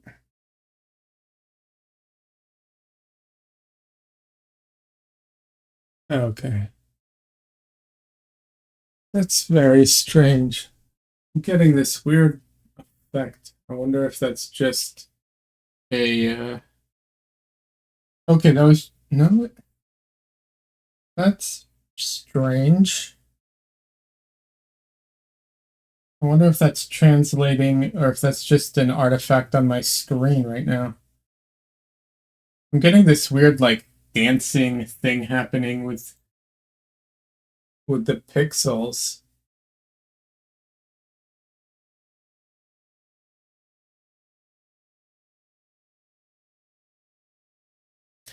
I don't know if that's translating to the stream or not,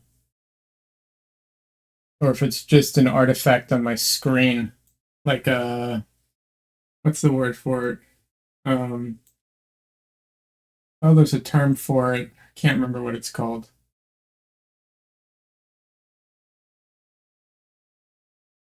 Um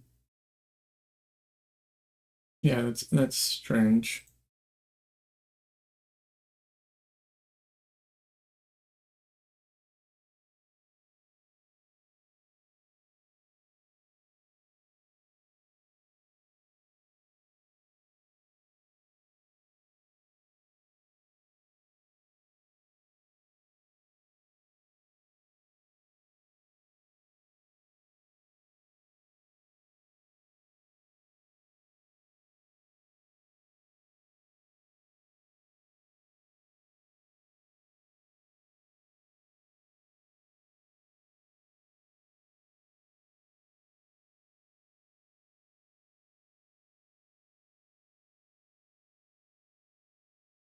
All right, that should be fine.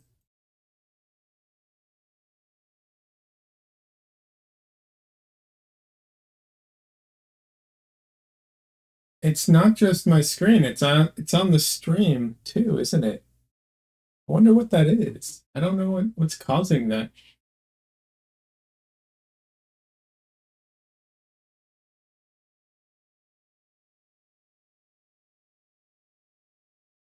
I'm going to put that up here.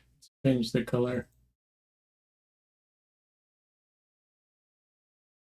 Um,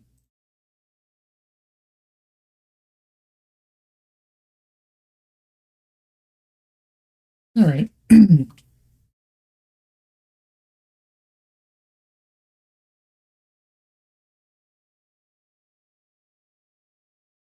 Streaming is just non-stop little like technical problems coming in. It's just really non-stop.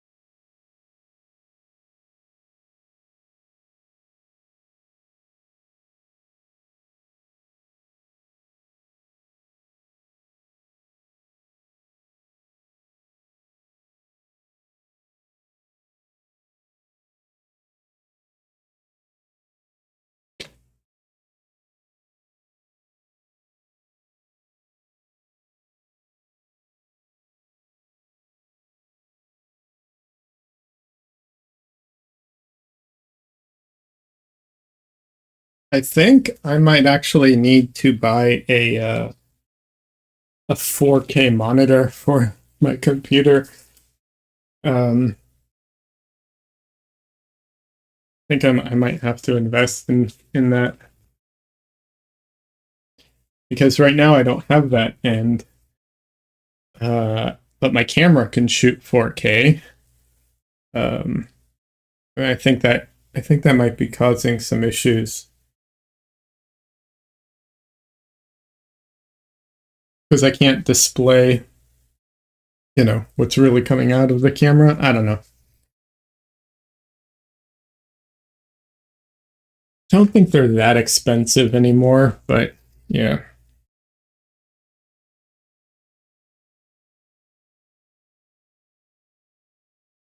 Now is probably the time to buy one. But yeah, I don't know.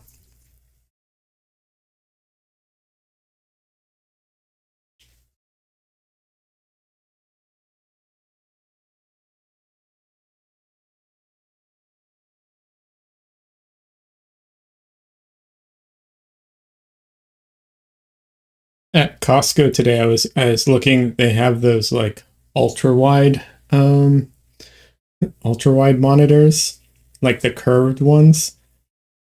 Uh, those ones are crazy looking. I mean, they look like they'd be great for gaming, but for everything else, I'm just kind of like, I don't know, not sure how good they would be. I like having more squarish monitors.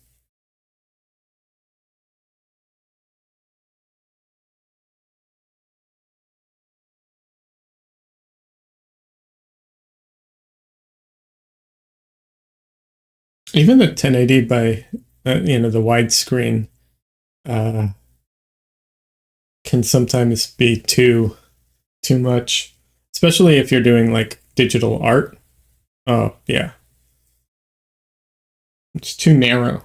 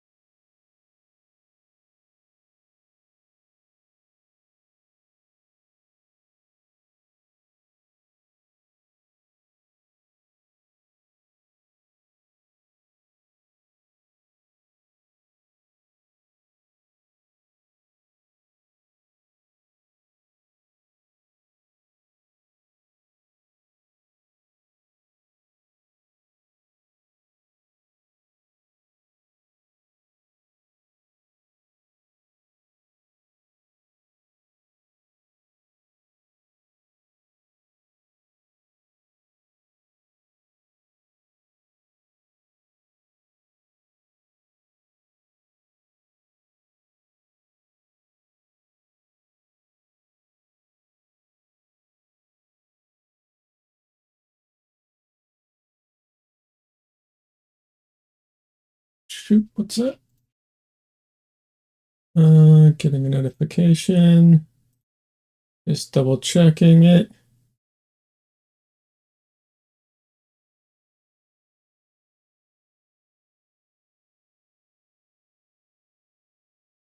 Okay.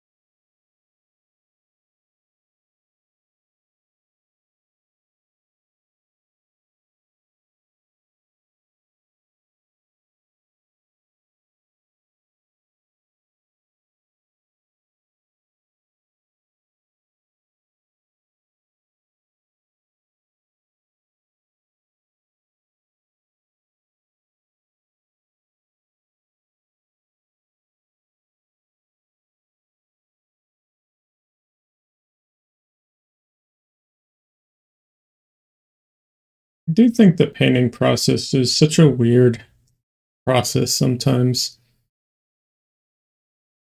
because, well, I guess it depends on how you paint. If you draw and then fill in, it doesn't have as much of that experience, but it's this weird thing of like it's a mess, it's a mess, it's a mess, and somehow you have to transform that mess into your final painting. And I do think it's really cool how it transforms from a mess to finish.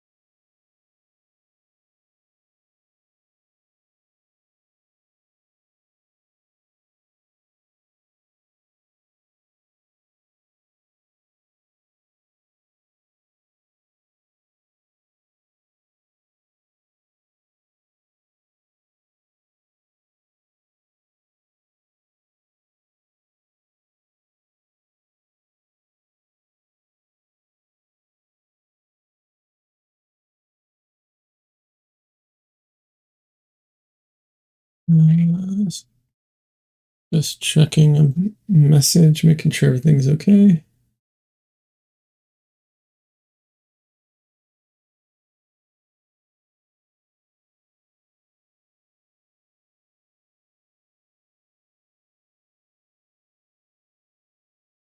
All right, everything's okay. Just making sure.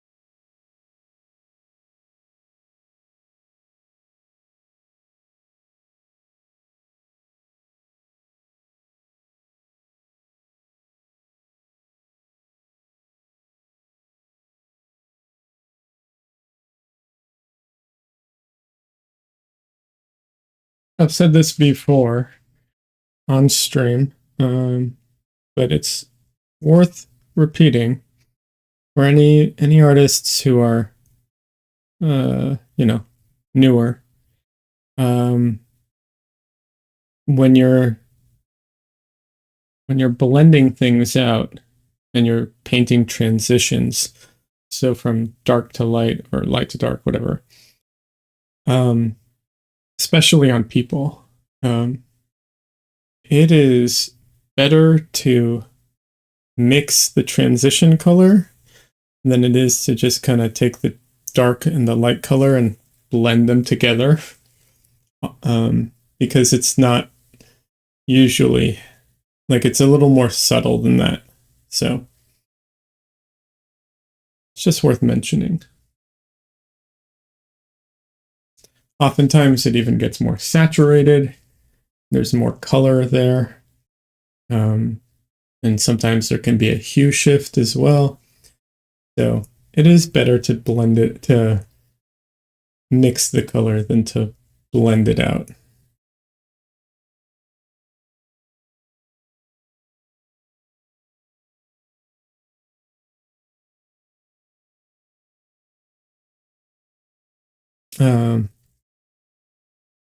And let's see, Marco Bucci has some fantastic videos on color mixing and paintings in general.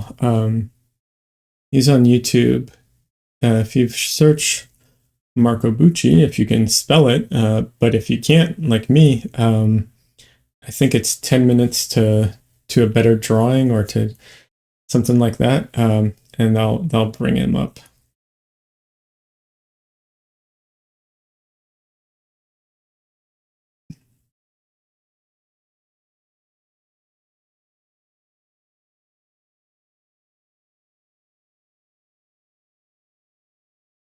Also, Chelsea Lang has a fantastic YouTube channel on painting.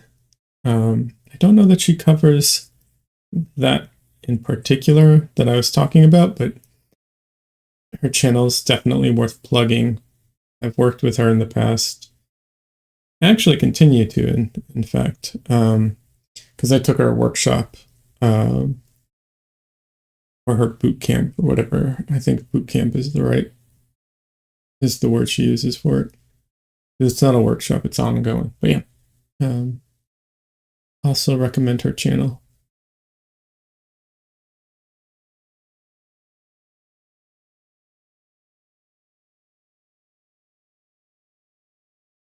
I need to put together like a master list of all the channels I recommend.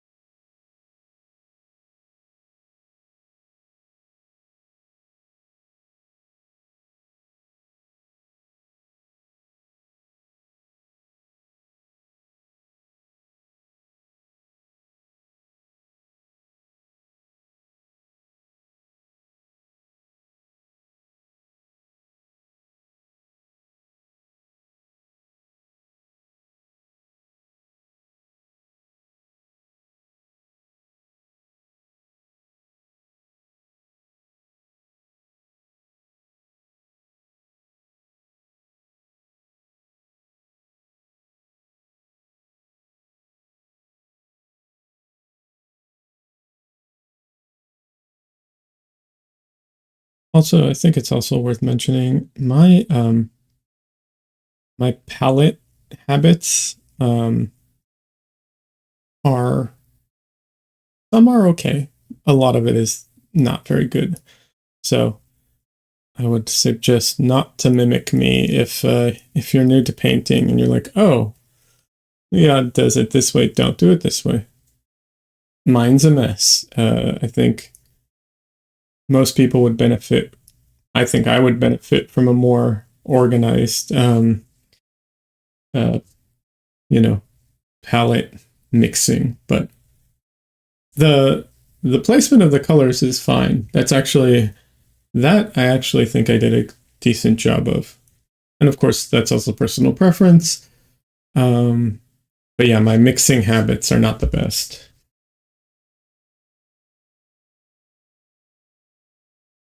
And what I mean by that is um, some people will have very distinct areas where it's like here they mix the darks, here they mix their lights, and so on.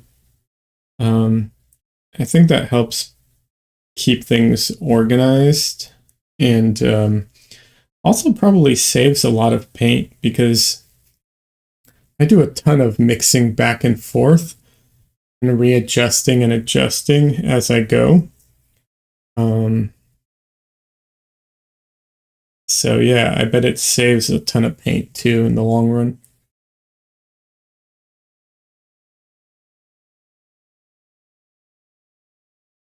A lot of people also do this thing where when they paint, they'll have multiple brushes and they'll have one brush for darks, one brush for lights.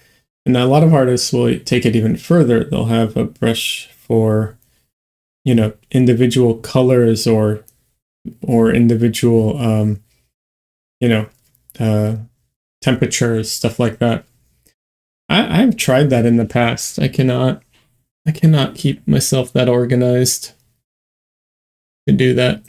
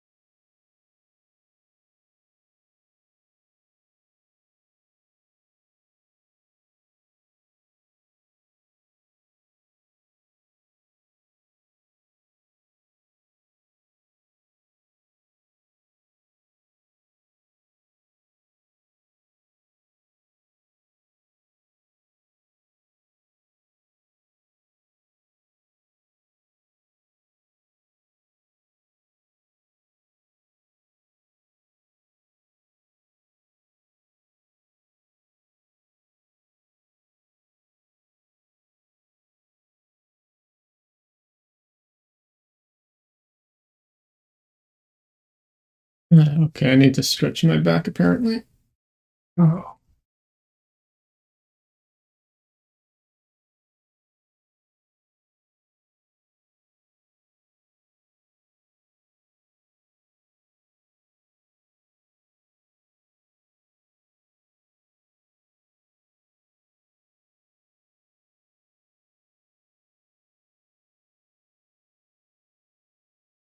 Oh, I wish I could figure out how to have those all those pops go through the mic.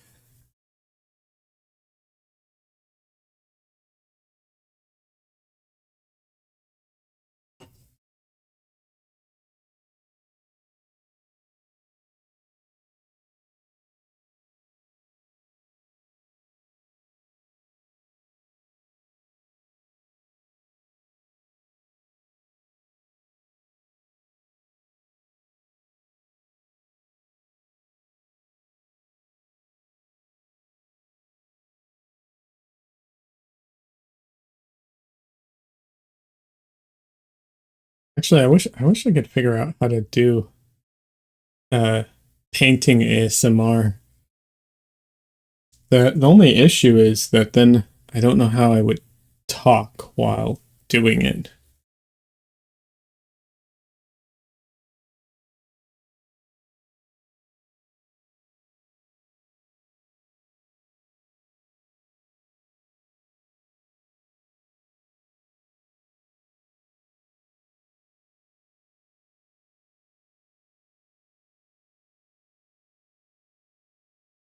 Like I don't know how Bob Ross did it, where you could hear the scraping of his palette knife and also hear him.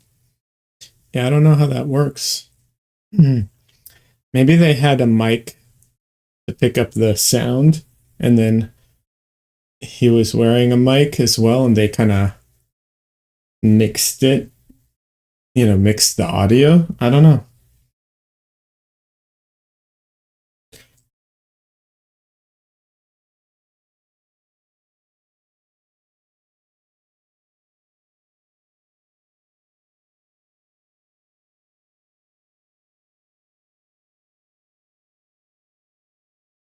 Cool idea. Yeah, actually, oh my God, I might be able to do this.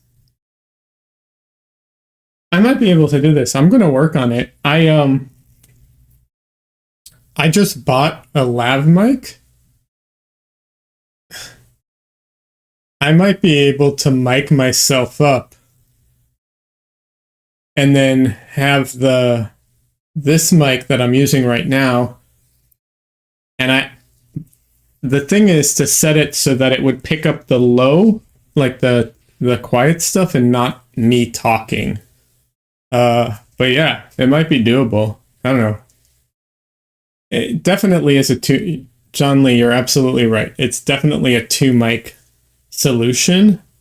I just don't know if it's possible to do live. But the same way that there's a noise gate, there's a noise gate that what's it called? Goes to the upper limit, Um, so it might be possible.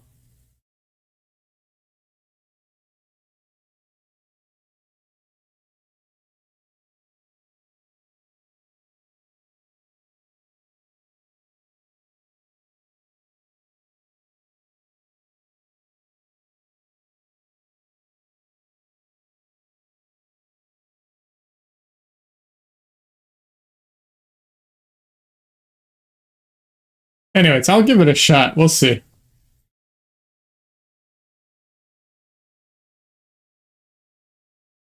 There's a lot of little things that,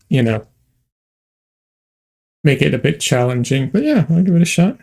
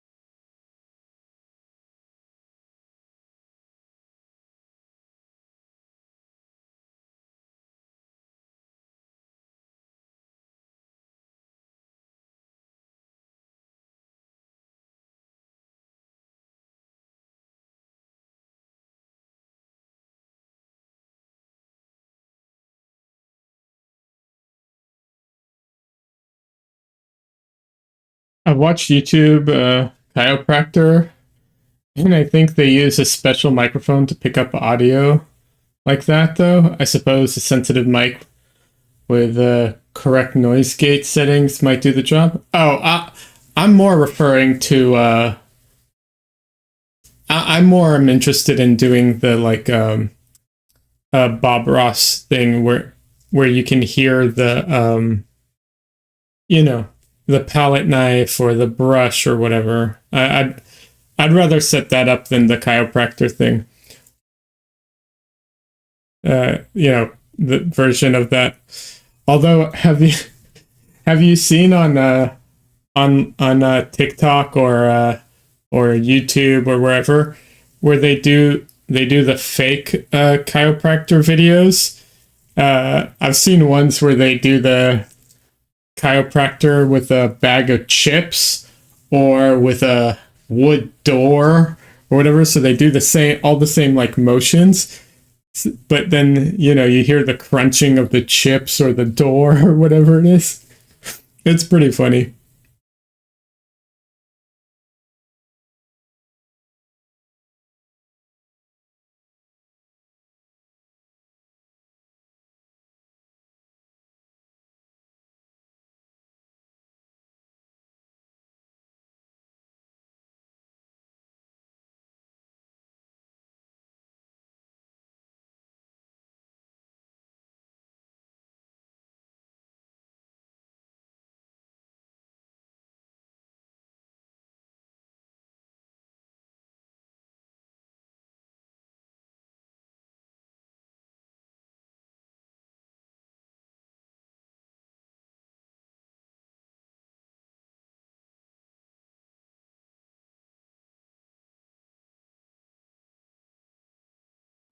Oh, you haven't seen that? Oh my god, yeah, you should.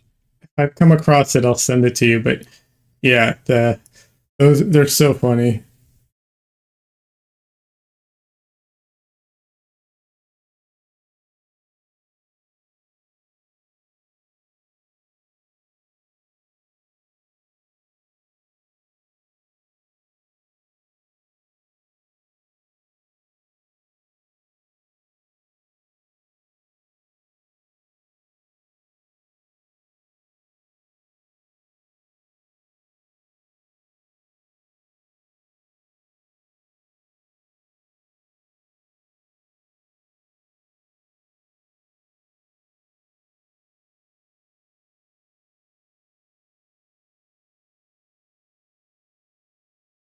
Only it's funny. My I know it's so minor because it's a joke tweet, but man, that meme that I posted today is for me, for my audience, is blowing up, which is just it's so funny that that's what ends up getting like popular.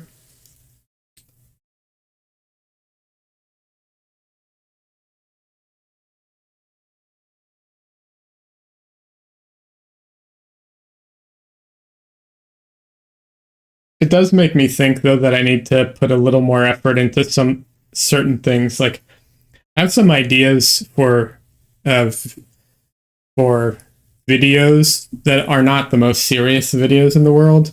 Um, I think they will be popular though. Where did I post it? Oh, on Twitter. I thought I saw you respond to it. I guess I'm got you confused with someone else, or I don't know, whatever. Oh, by the way, I'm sorry I didn't make it to your Friday night movie. Friday nights are a little tough for me. Yeah, they can be. So I apologize. I want to make it. I wanted to, but yeah.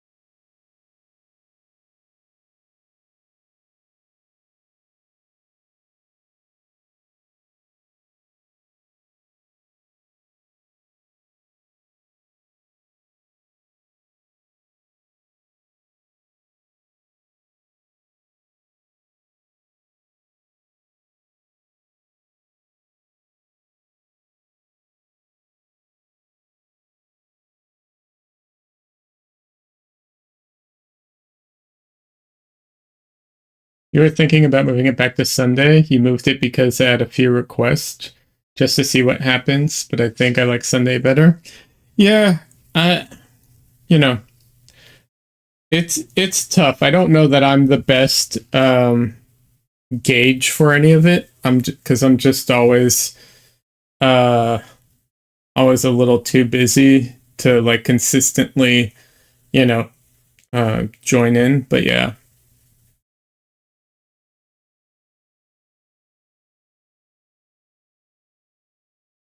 Oh, thanks for the shout out, by the way, on your Discord. I appreciate it.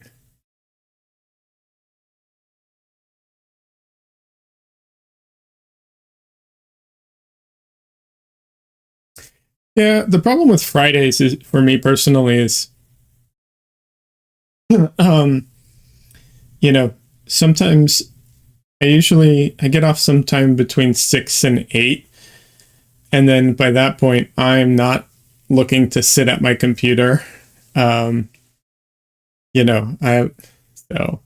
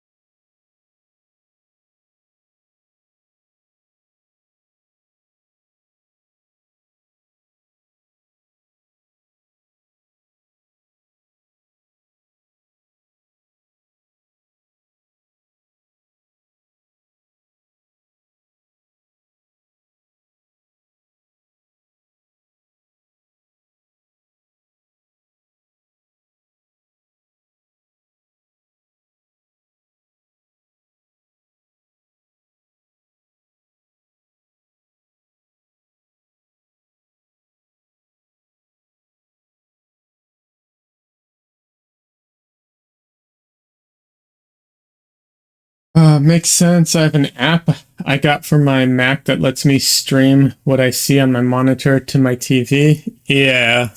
Well, I'm not. A lot of times, I'm not even watching TV. I'll like go do dinner or you know take care of something around the house or like it's that kind of thing. But yeah, I don't know if I could stream Discord to my TV currently. Maybe. Not sure. It might be for PC too. Yeah, I don't know. Or Android, because I have Android. I don't know. Maybe. Probably if I looked into it.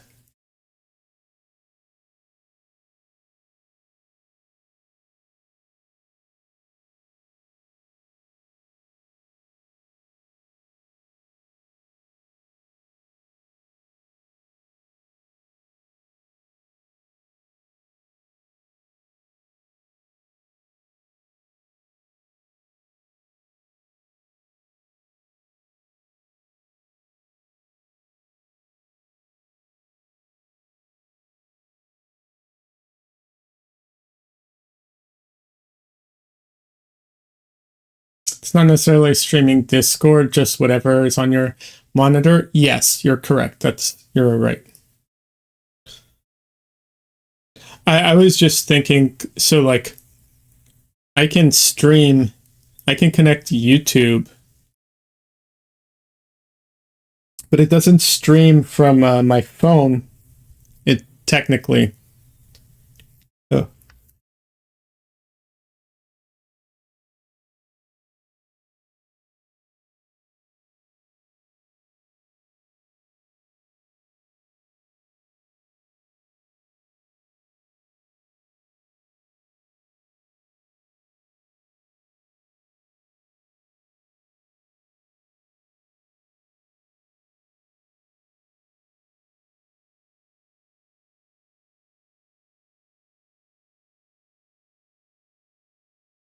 Excuse me.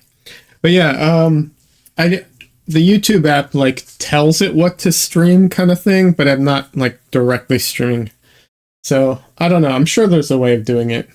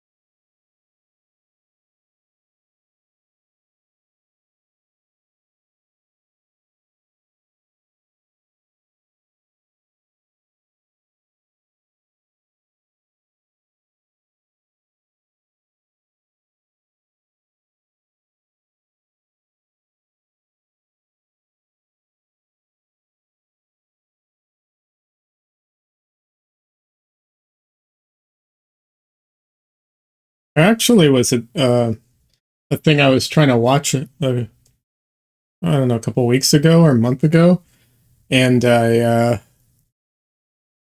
what's it called? It would play it on my phone, but it wouldn't play it on the TV because of licensing reasons. And I was just like, oh man, if had something that mirrored it at that time, that would have been great. Nietzsche just updated us on their art show submission. They made it in. They got third place, one piece, and honorable mentions. Oh my god, that is amazing. Ah, that's fantastic. Well deserved too. They're really good. If I had my setup set up that I could show something on screen, like from my screen, I would, but I don't have it set up to do that. Um yeah. And I kind of don't want to set it up uh because because this is my work computer as well. I don't want to take chances that you know NDA stuff might leak by accident. So yeah, I'm happy to not have that set up. But that's fantastic for Lychee. Well deserved. Those pieces really are good.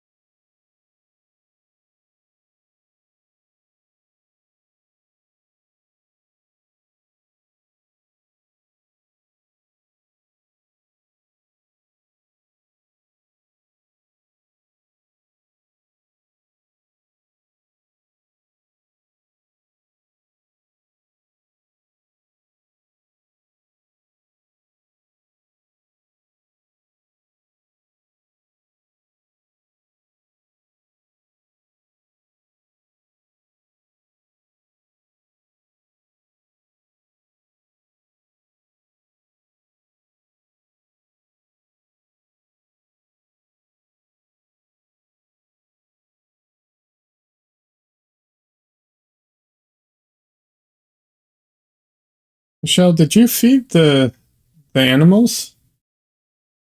They're not bothering me, which makes me think you fed them.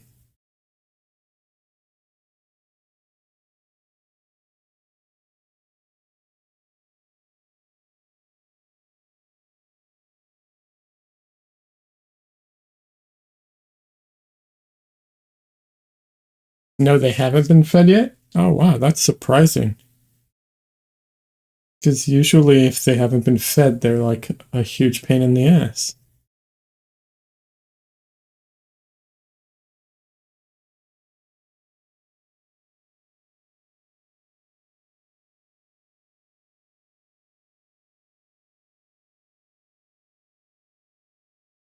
He wasn't sure if I was going to end your stream to take a break and feed them.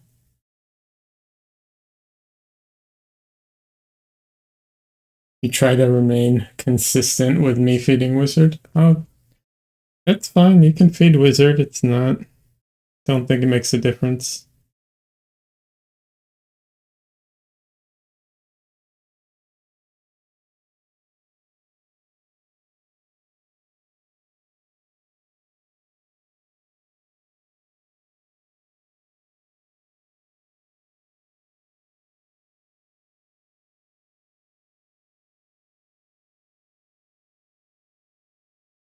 I can take a break in a little bit, but can't sit there and wait for the cats to eat. They take too long.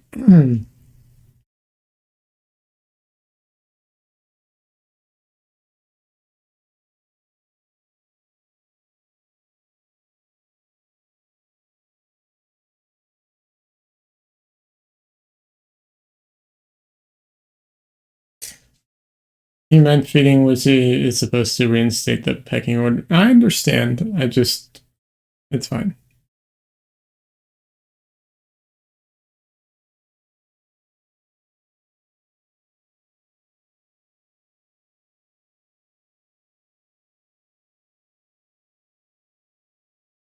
Okay.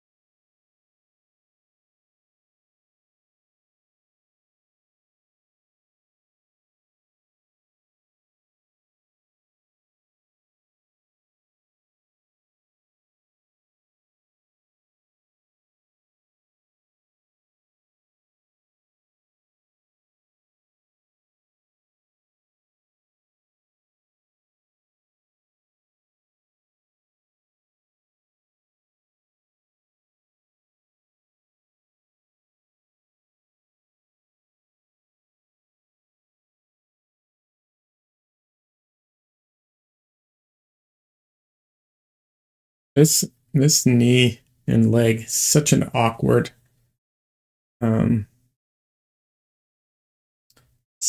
awkward angle.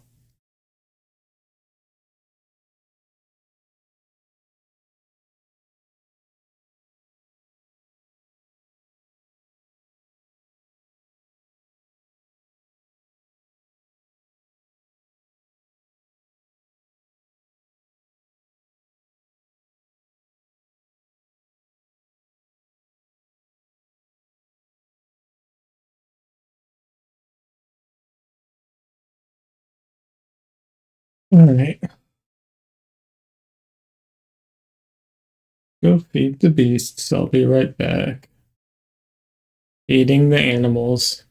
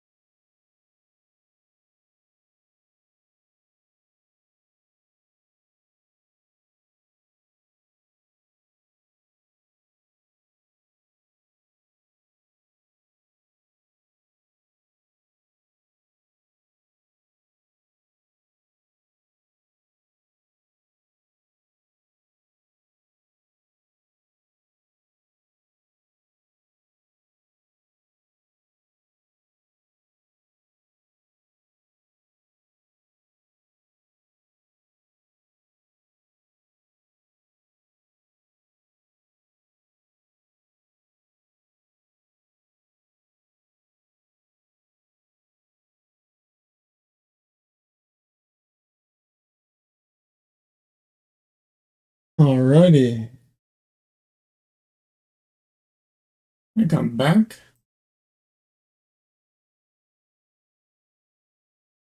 There we go.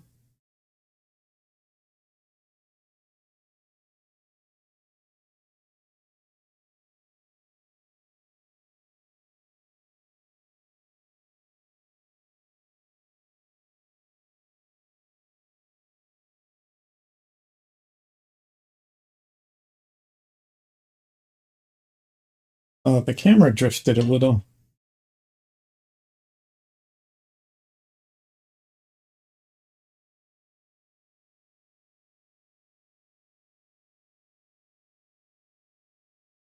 There we go.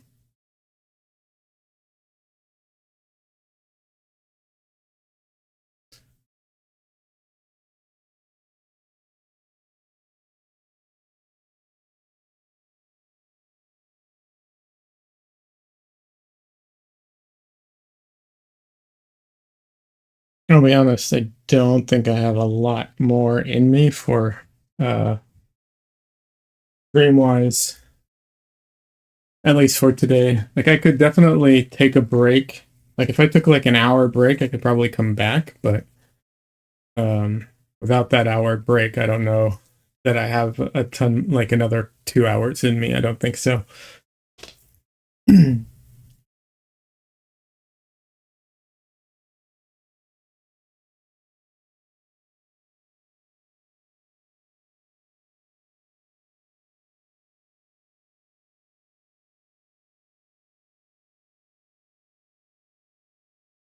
Just won the exact pour competition at my duplex.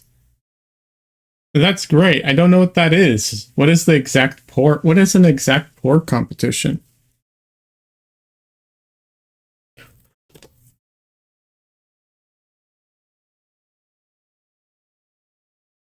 But congratulations, Stanley. Regardless, congratulations. I just don't know what that is.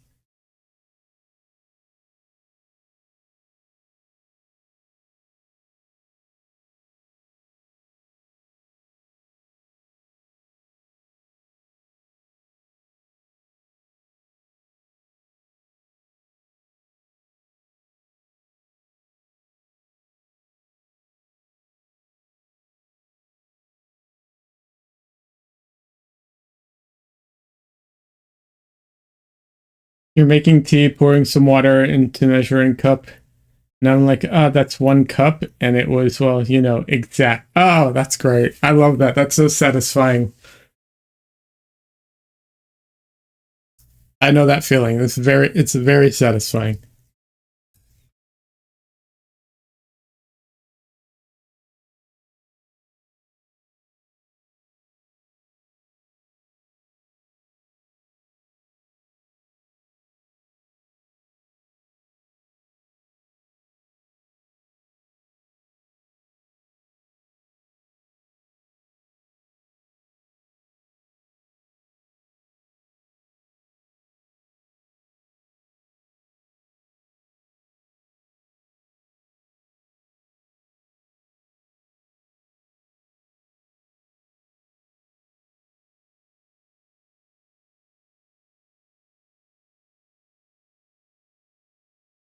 There are those videos. I don't know if you've ever seen those videos of um, machined metal pieces that fit in to each other almost like so perfectly that you can't tell that there's a cut in them once they're in place. Stuff like that, which like pouring exactly, same kind of thing. Very satisfying.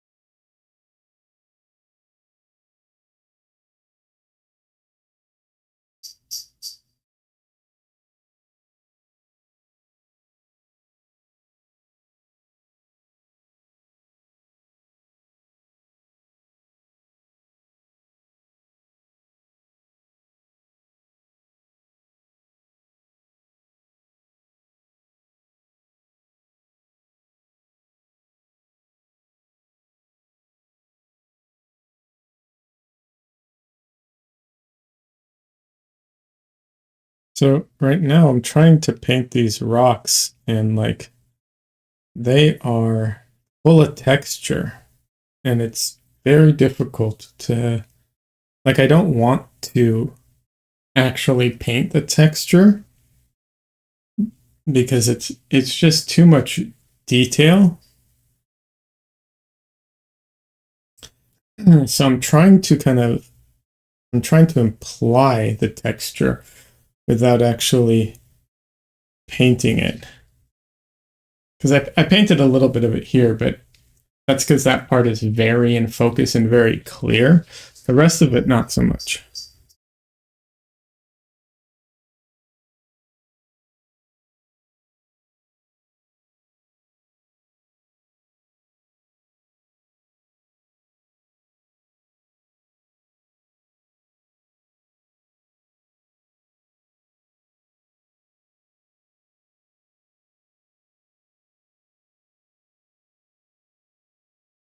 But yeah, painting, trying to simplify uh, textures and stuff like that can be very challenging.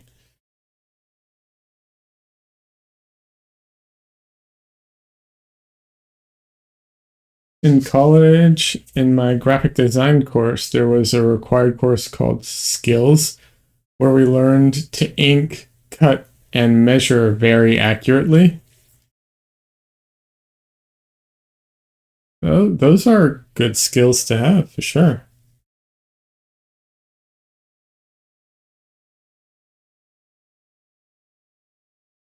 Yeah, I'm not always that great at like measuring stuff. Uh I mean obviously I can use a ruler, but I'm saying like eyeballing it. I'm not very great at that.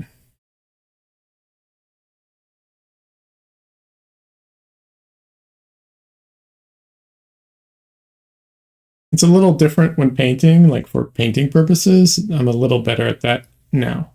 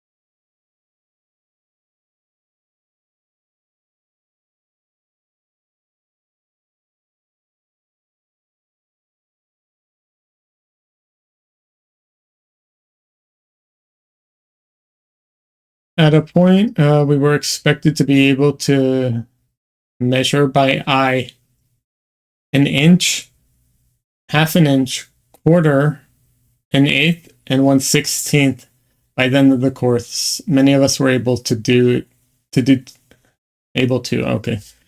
Maybe I should attribute my T skills to that. I mean, I could see that being the case.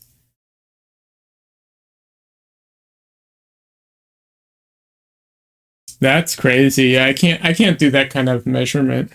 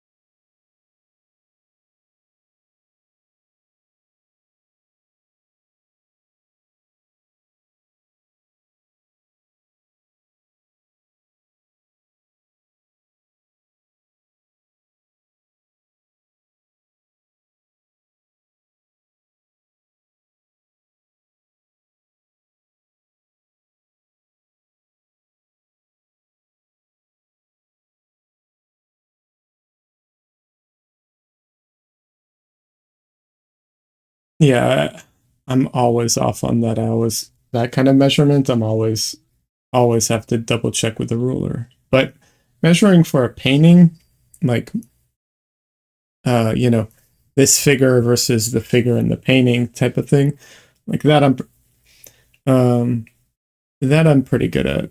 I'm not, not perfect, but if I really try, I can be pretty accurate about that stuff. Um, sometimes I don't make it a priority, honestly. When I'm working from home, I often don't make it a priority.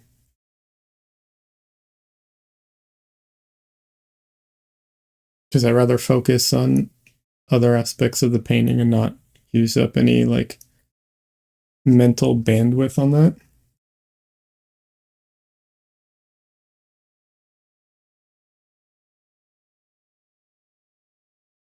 But I probably should practice it more. There are very few artists that can honestly say they don't need to practice that much. And some can. Some are amazing. But most artists, yeah, probably a good thing to practice.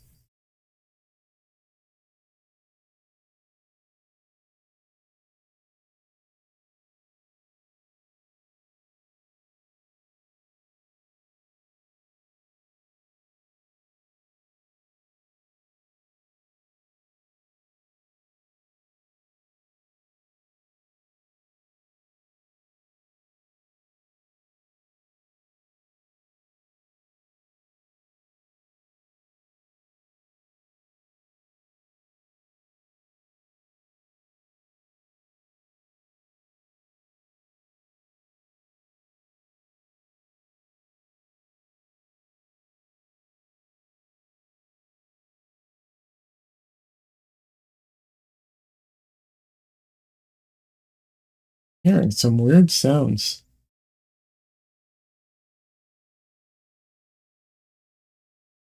Not sure what I'm hearing out there.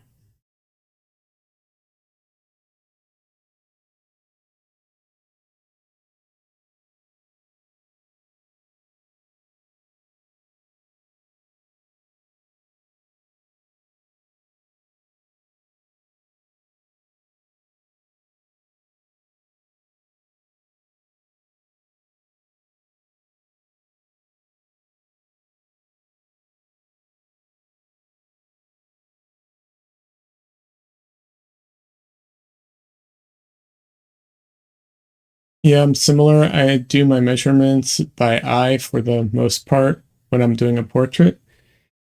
Well, so no, I don't do that anymore. I've done that in the past, and when I'm drawing from a model in person, that's how I do it. But when I'm at home in my studio, I mean, obviously, I still do it by eye. I don't measure as much. I think that's what you're referring to. But the thing I do the most is I use Photoshop. I just take a photo of my painting and overlay it, um, and just do that. And then I, fix it that way. It's just, it's easier, it's quicker. It frees me up to focus on other things. Obviously, I still have to eyeball a lot of things, so I'm still doing a lot of that. But yeah, I will say this: there is one thing. If you approach it in a certain way, it can actually help you improve your eyeball measurement skills. So what you do is you take a photo, you set it up, but before you set it up, you look at your painting and you try and assess where and what you did wrong. And then you can see immediately if you were right and where you didn't notice it. You do that a few times. And if you do that a few times, I think it helps your accuracy. But like I've said many times on stream, it's definitely something that can develop into a crutch. So it's not good habit, especially for someone who doesn't have their skills developed enough. I've done paintings from, from live models. So I have done that before. So I've done drawings from live models. I do have those skills. They can always be better. I'm not like the best. But I'm giving that context so that, anyone who's a beginner who happens to stop by can understand what I'm referring to and why I say that.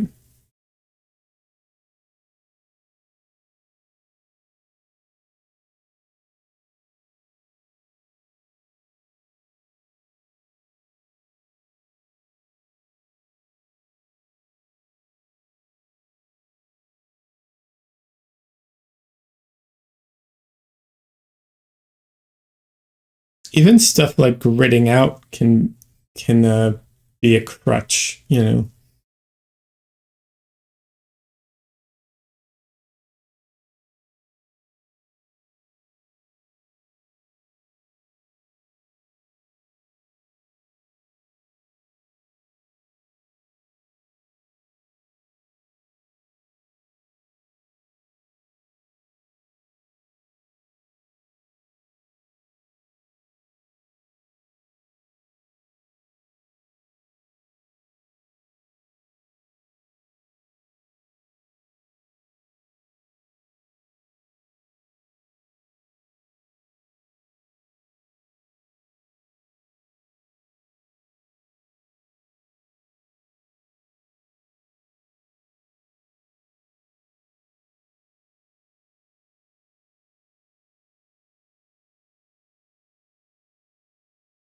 I've never used a proportional divider, but I've heard pretty good things about them. It seems useful. Um, Site size is very useful in the beginning. I highly recommend people try site size. And even after, if you don't use site size, I do think unless you're doing plein air or live models, um, definitely crop your photo to the same proportions as your painting or drawing. It helps so much.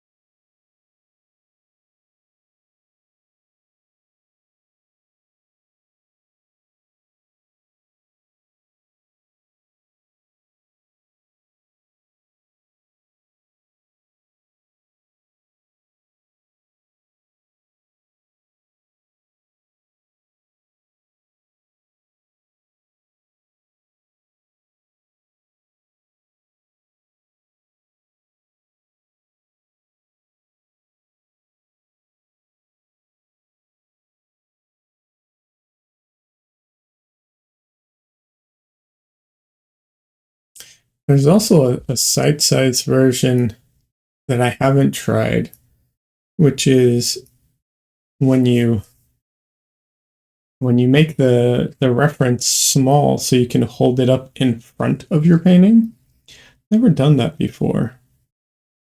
And you can hold it up in front of your painting and then like up and lower it and raise it real quick so you can see where you need to make adjustments and everything. I've never tried that one before. Probably because I'd have to print it out, and that sounds like a pain.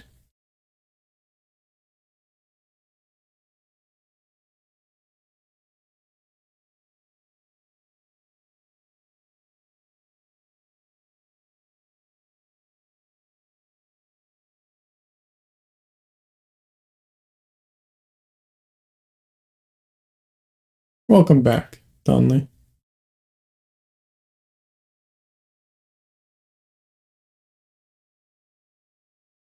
Yeah, I can feel myself fading. Jeez, this is. I woke up real early today too, so I did not sleep a lot, or rather, I did not get enough sleep, I should say.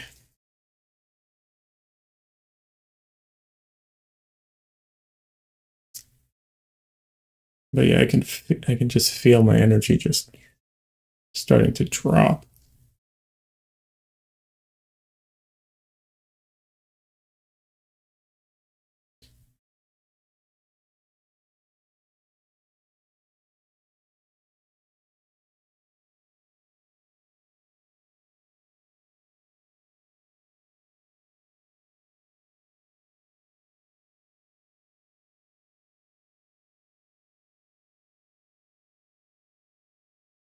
I'm really curious if Shad is going to end up blocking me or not.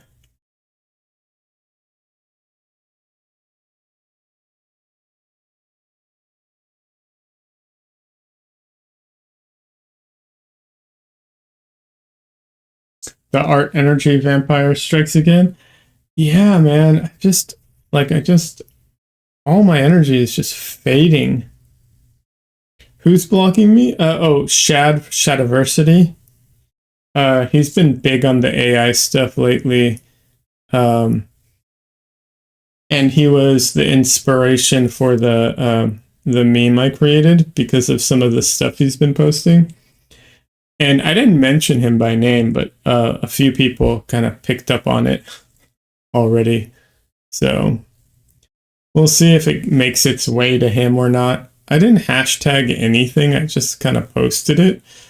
But it's already got like 47,000 views or something like that, which for me is a ton.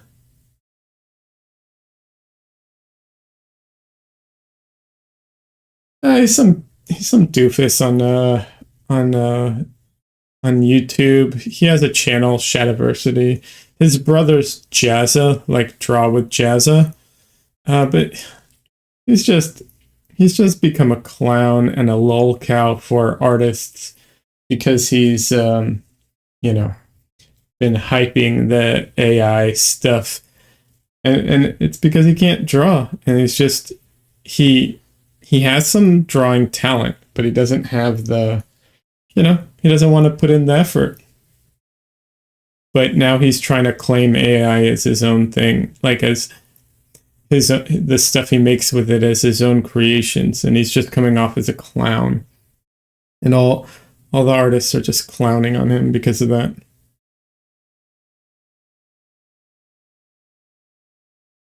Yeah, sounds like a lot of views. Yeah, I mean for me it's a huge amount. I mean, I've got like 300 likes or something on it, which once again for me is huge.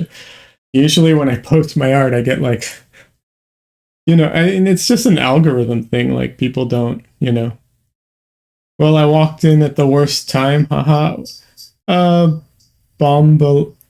wait, how am how Bombaleria AI? Oh, you might have. If your thing is AI art, possibly. I mean, I'm not gonna. It's nuanced, so I'm not always gonna shit on people. Um, to be fair, it just kind of depends. Shad though is kind of a joke. Sorry. So it just kind of depends. I know it's a nuanced conversation, and it just kind of depends on the situation. Also, AI, I'm not against technology. I just don't like the way it's being implemented right now. It's very exploitative. He is a bit of a tool, absolutely.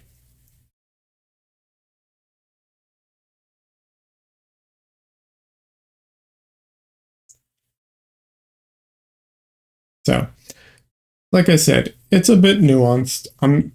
I'm going to be, how can I put this? I'm going to be charitable towards people, especially in the beginning. So it's nice to meet you, but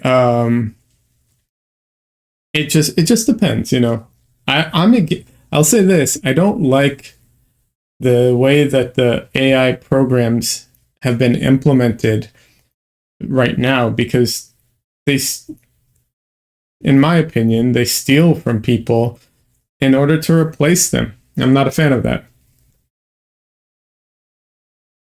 The example I always give is, um, I know Photoshop is starting to use AI in all kinds of ways, but before it was a buzzword, right? Photoshop had, you know, content aware fill, right? So it would try and fill in the stuff that's in the photo by using the stuff that's in the photo. Or content aware erase, same thing. These are very good implementation of, you know, AI or an algorithm, whatever, because AI is a bit misleading. It's none of this is AI anyways. So that's an example of like very useful way of implementing it that doesn't seem to be exploitative.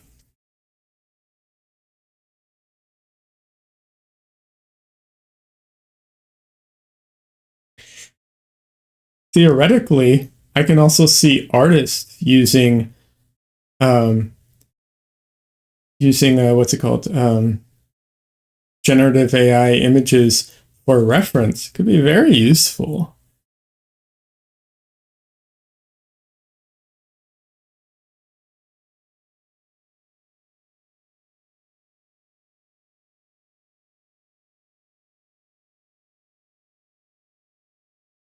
Um, Bomba, is it Lorena? Um, anyways, I don't know if you saw the video. Yeah, because AI art isn't really AI. It's diffusion. It's just piggybacking on the whole. Yeah, absolutely. It Bomba. Okay, Bomba is fine. Yeah, no, it absolutely is just a buzzword, right? Like it totally is not AI. Look, the personification that people apply to the AI is so misguided. So yeah, absolutely. That's a big part of it. People attribute like straight up personalities to this thing. And it's like, yeah, I don't you know, I don't attribute much personality to Siri. You know what I mean? So uh yeah.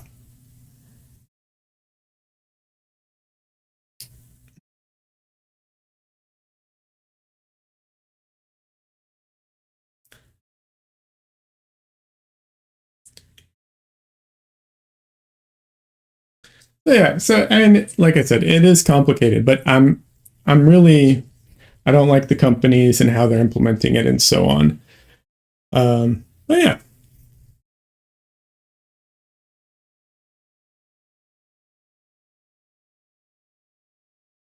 Also, it's worth you know your place in all this. I'm just pushing buttons to make the pixels look pretty. Hey, I'm not. Look, I get it. I do understand it that it can be a lot of fun. I'm sure, and I've seen people. I also think AI is fantastic for like the generative AI stuff is great for memes. It's like a meme machine. You know that's like that's one thing that is just like fantastic. But I think too there's a thing of like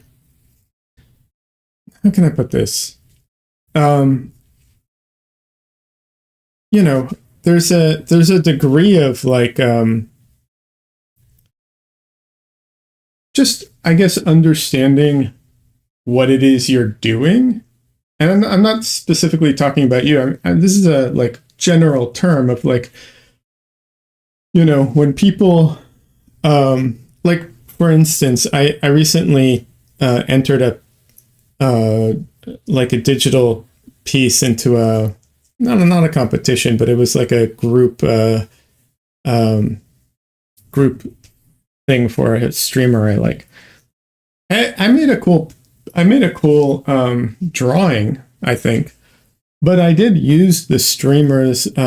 I grabbed one of their photos from Instagram, and I used that as a template. So yeah, I made a cool piece and yeah, it looked like them, but I also traced it and I know that, and so I'm not going to pretend I didn't or anything like that.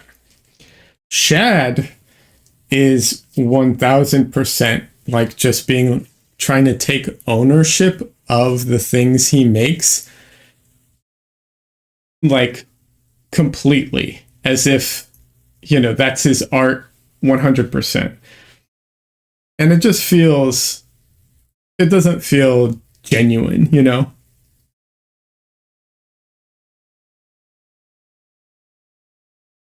I don't know if that makes sense or not, but he just comes off very, like, I don't know.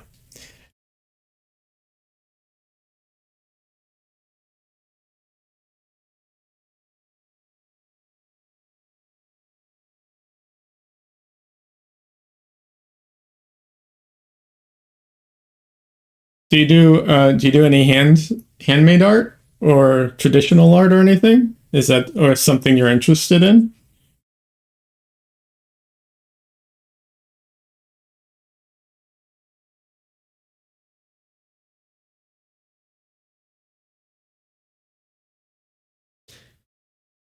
It's also worth mentioning that there's a huge difference. My wife does, she's a painter. Oh, that's great.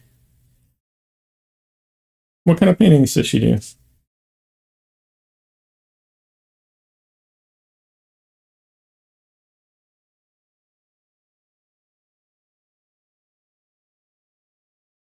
I was going to say it also is worth, recognizing there's like a few other factors that go into all of this, which is some of these programs were released in such a irresponsible way, and people are using them, not you, I'm just saying in general, are using them in such an irresponsible way. There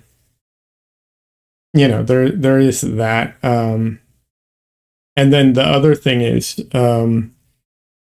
uh, you know, how I don't know if you've seen this, but the way that companies are like, you know, they want to use this to replace everybody they can. There was a quote recently from um, the, I think it's the CEO of DreamWorks, there, where he was saying that he can see, whole productions being made where in the past they were made by 500 people. He can see it being a tenth of that in the future, and it's just gross. Especially when you consider that the only reason that these programs can do these things is because of the artwork of the people they take from. So yeah, it that's why it ends up being so you know no one like no one cares if certain like under certain circumstances no one cares. I don't think anybody would ever care if AI was only used for memes, you know what I mean? Like I think but there's so much more nefarious aspects to it, which can be both good and bad. Bad because anything else where people will be displaced, but good because now other smaller studios can complete with a fraction of the budget. Yes, I understand your point on that. You're absolutely right, but once again, the problem is that it's okay. The difference is like this. Okay, I would say the difference is um, that you know the efficiency of something going up can be a benefit, like you said, and in fact, it can even provide more jobs if the efficiency goes up, because like if more studios make more stuff, or the same studio now instead of making one movie can make 5 movies, great. efficiency going up can be beneficial. The problem is that this isn't efficiency like, let's say, Photoshop made retouching more efficient, or Toon Boom makes storyboarding more efficient compared to like doing it by hand or, doing it on paper, right? It's not that kind of efficiency. That's the issue. And once again, the basis of it is all the people it's taking from. And that's another big problem with it.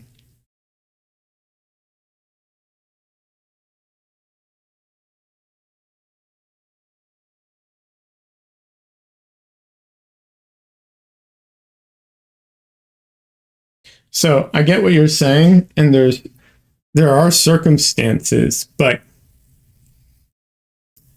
not currently implemented that way. I'll put it that way. But yeah, like just as an example, my partner, she runs an Etsy store, right? She would love to hire models to to display her pins for, right? But she can't afford to hire models. It's expensive to hire models. And even stock images can be problematic, either because of their price or you just can't find the right image.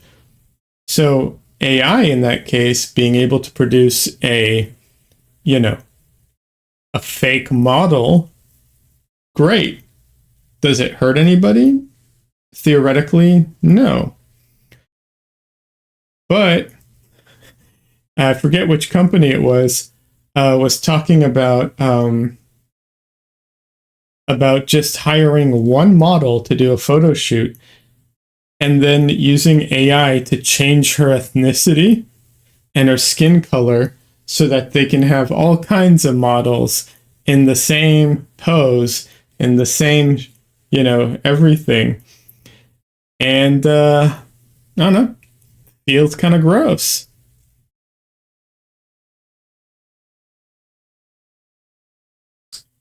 So it can be a nuanced conversation under circumstances.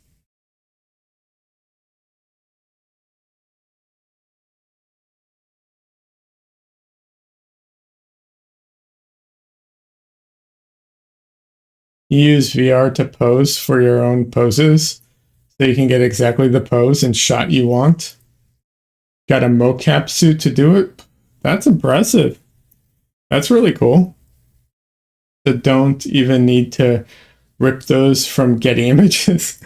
Well, the problem is that that's impressive and that's really cool technology. The big problem is that it's already ripped from Getty Images if you're using like Stable Diffusion, right? And that's the problem. It's all baked in. Even if you want to use it the right way, you can't, right? Even Adobe, I don't know if you know about this. So Adobe released their AI, generative AI, right? And they were claiming all kinds of stuff about it, how it was done ethically and sourced correctly and everything. But it's not. They sourced and used their what's it called?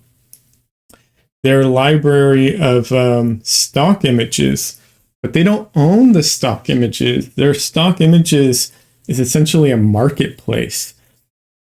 And so they just took from all the people who are in their marketplace and essentially replaced them with AI.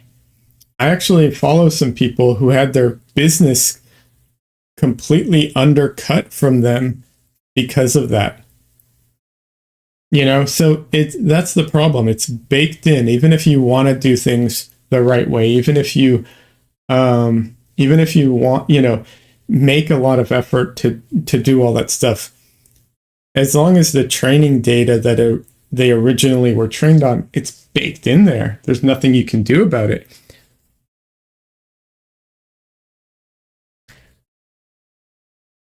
And the companies also, they fund all that, and they, like, I don't know if you're familiar with data laundering, but they do that.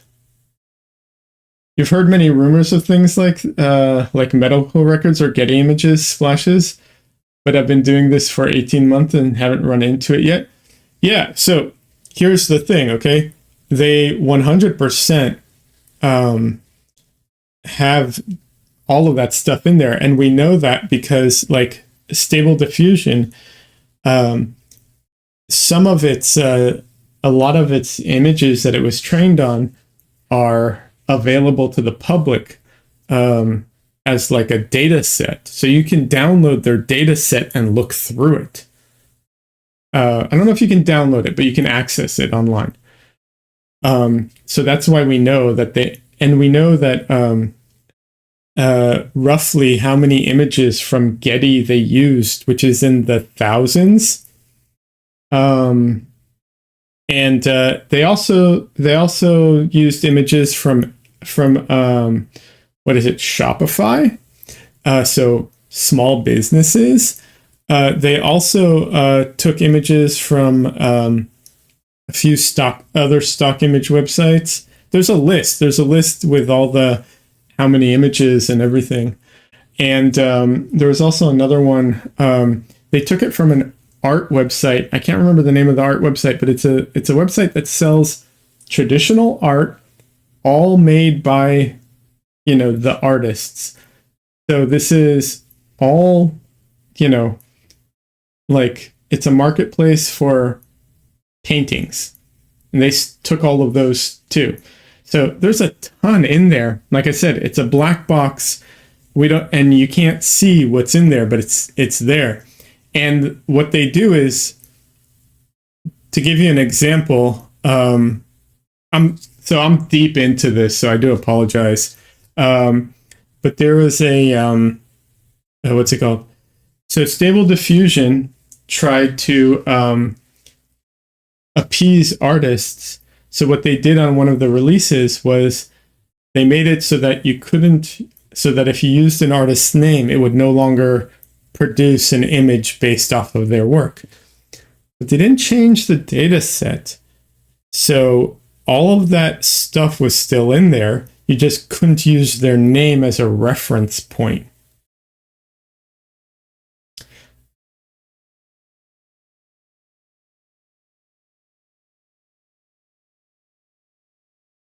Yeah, Lion 5B data set, and yes, exactly. It's like close to 2 billion images. Yeah, absolutely.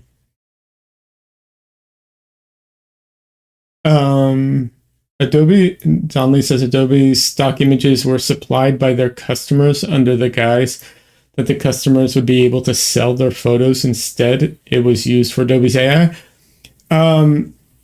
Yeah, basically, yes, it was a marketplace. So there are people who ran studios that made stock images, and they took those images, added them to the data set, and then essentially replaced them with their own, trained data.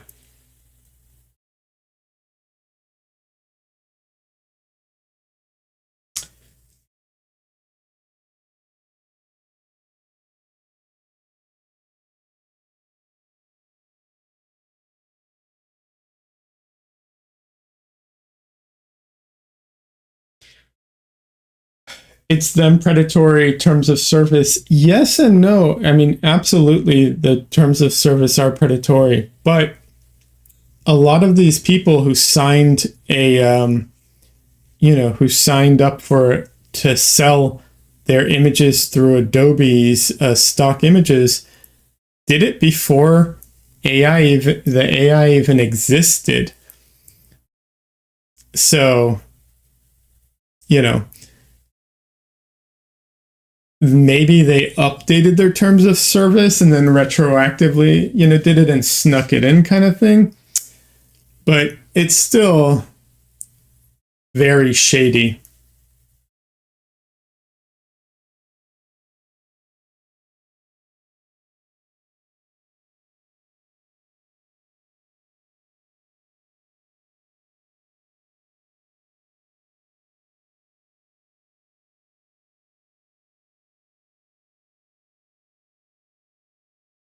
So it's the worst kind of technically legal. Yeah, I mean, maybe it is.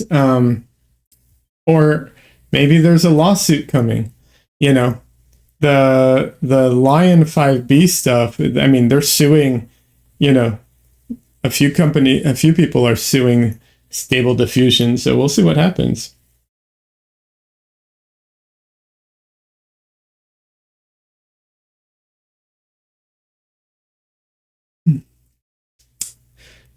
Many companies have it buried in the last clause that they can change these at any time. Yeah, yeah. It, you know, it's there. Hopefully, hopefully we get some actual legislation around this stuff, um, in a positive way, not in a negative way, obviously. Uh, Although those companies, they've already hired people. They already have people in like assisting people in the government to try and sway things in their favor. There was a report recently that, I forget which companies. I think it was the Dolly company, the one that, yeah. Or we'll just need to upgrade to human 2.0 or some such. Nah.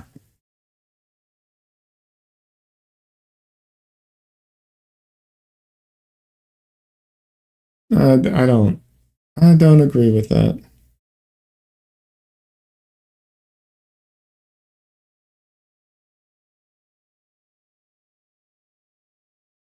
Cyberpunk dystopia when? Seriously. Let's try and avoid that, The thing too is like, what was it? I posted this a long time ago that there is no such thing as an AI artist. And what I meant by and I'll explain why. Because if you're using AI to, you know, if all you're doing is prompting and getting the image back, you're just a user or just a customer, right? If you prompt a bunch of things and you take a bunch of assets and you combine a bunch of assets and you Photoshop it together and you know, do all that stuff, well, that's just photo bashing, right? Like that's essentially just finding assets using the program to photo bash. So anything you do with AI can technically be, what's it called, classified as some type of other art, or it's none of that and you're just a customer using the program, which is, like fine. I'm not, I personally don't get any satisfaction out of that, but there are ways of doing it that are much more elaborate, like using a mocap suit for one. But yeah, it can be a tool, but it can also be a replacement the way it's implemented right now. Although a shitty replacement for the record. It's worth mentioning. But yeah, dystopian cyberpunk. No. I saw I haven't played Cyberpunk, but I watched I watched the show.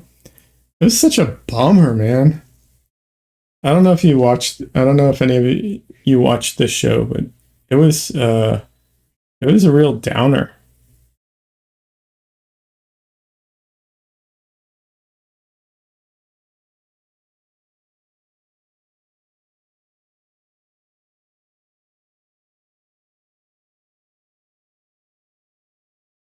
The game is just as depressing. Yeah, I haven't played the game. I play Elden Ring, and I've been playing Lies of P recently.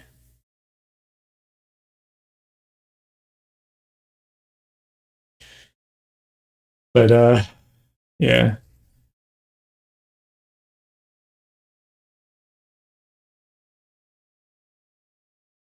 I also want to play what's it called? Armor Core, but I cannot run it on my PC at the moment. Were you talking about the Cyberpunk animated show? Yeah, I was.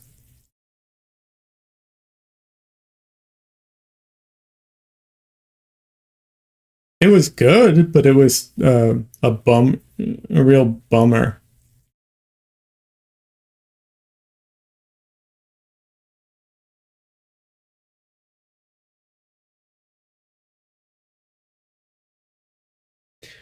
It did have a depressing ending, compelling story. Yeah, it.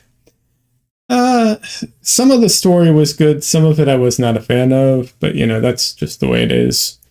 Um, there was some stuff I was hoping that they would do with it, and they ended up not doing it, which that's personal things, I guess. Whatever.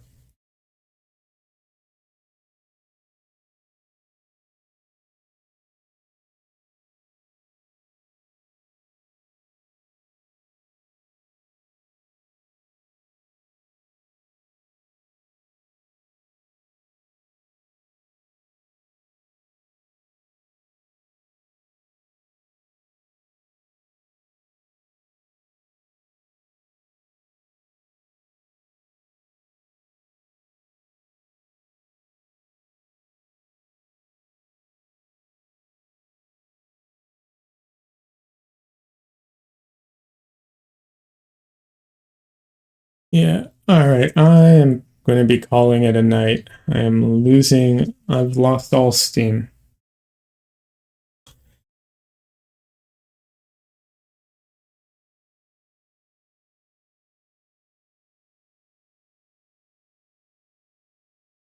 You did respond to one of my things on Twitter. I hope you hope I take it in good faith.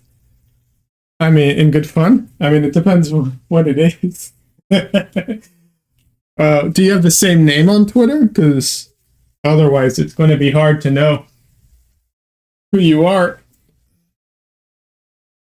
Yeah.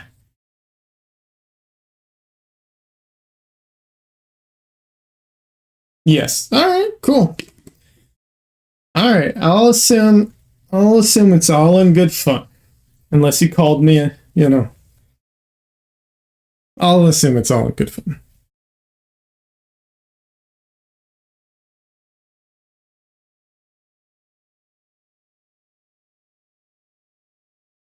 All right, friends.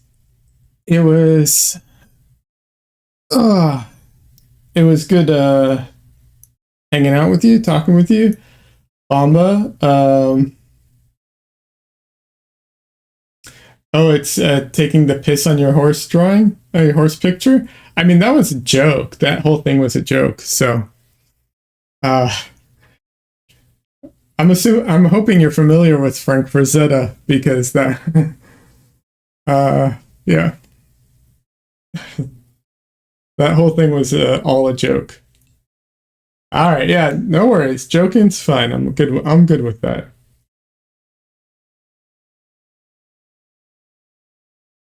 Leah does work for animated shows, doing story layouts. Yes, you are a great artist. All right. Like, oh, I am great. Okay, sorry, I misread that. I am great artist. Yeah, Frank Frazetta is a great artist. Absolutely iconic. Yes. Took me a second to make the connections. Yeah, absolutely. Frank Frazetta. No, no doubt about it. That's why I chose him. Yeah. Anyways, have a good night, everybody. I stream Monday and Wednesday night, and Sunday day, which is obviously today. But yeah, Monday and Wednesday. So I will be back tomorrow night. Take care. Have a good night, everybody. And yeah, that's about it. Have a good one.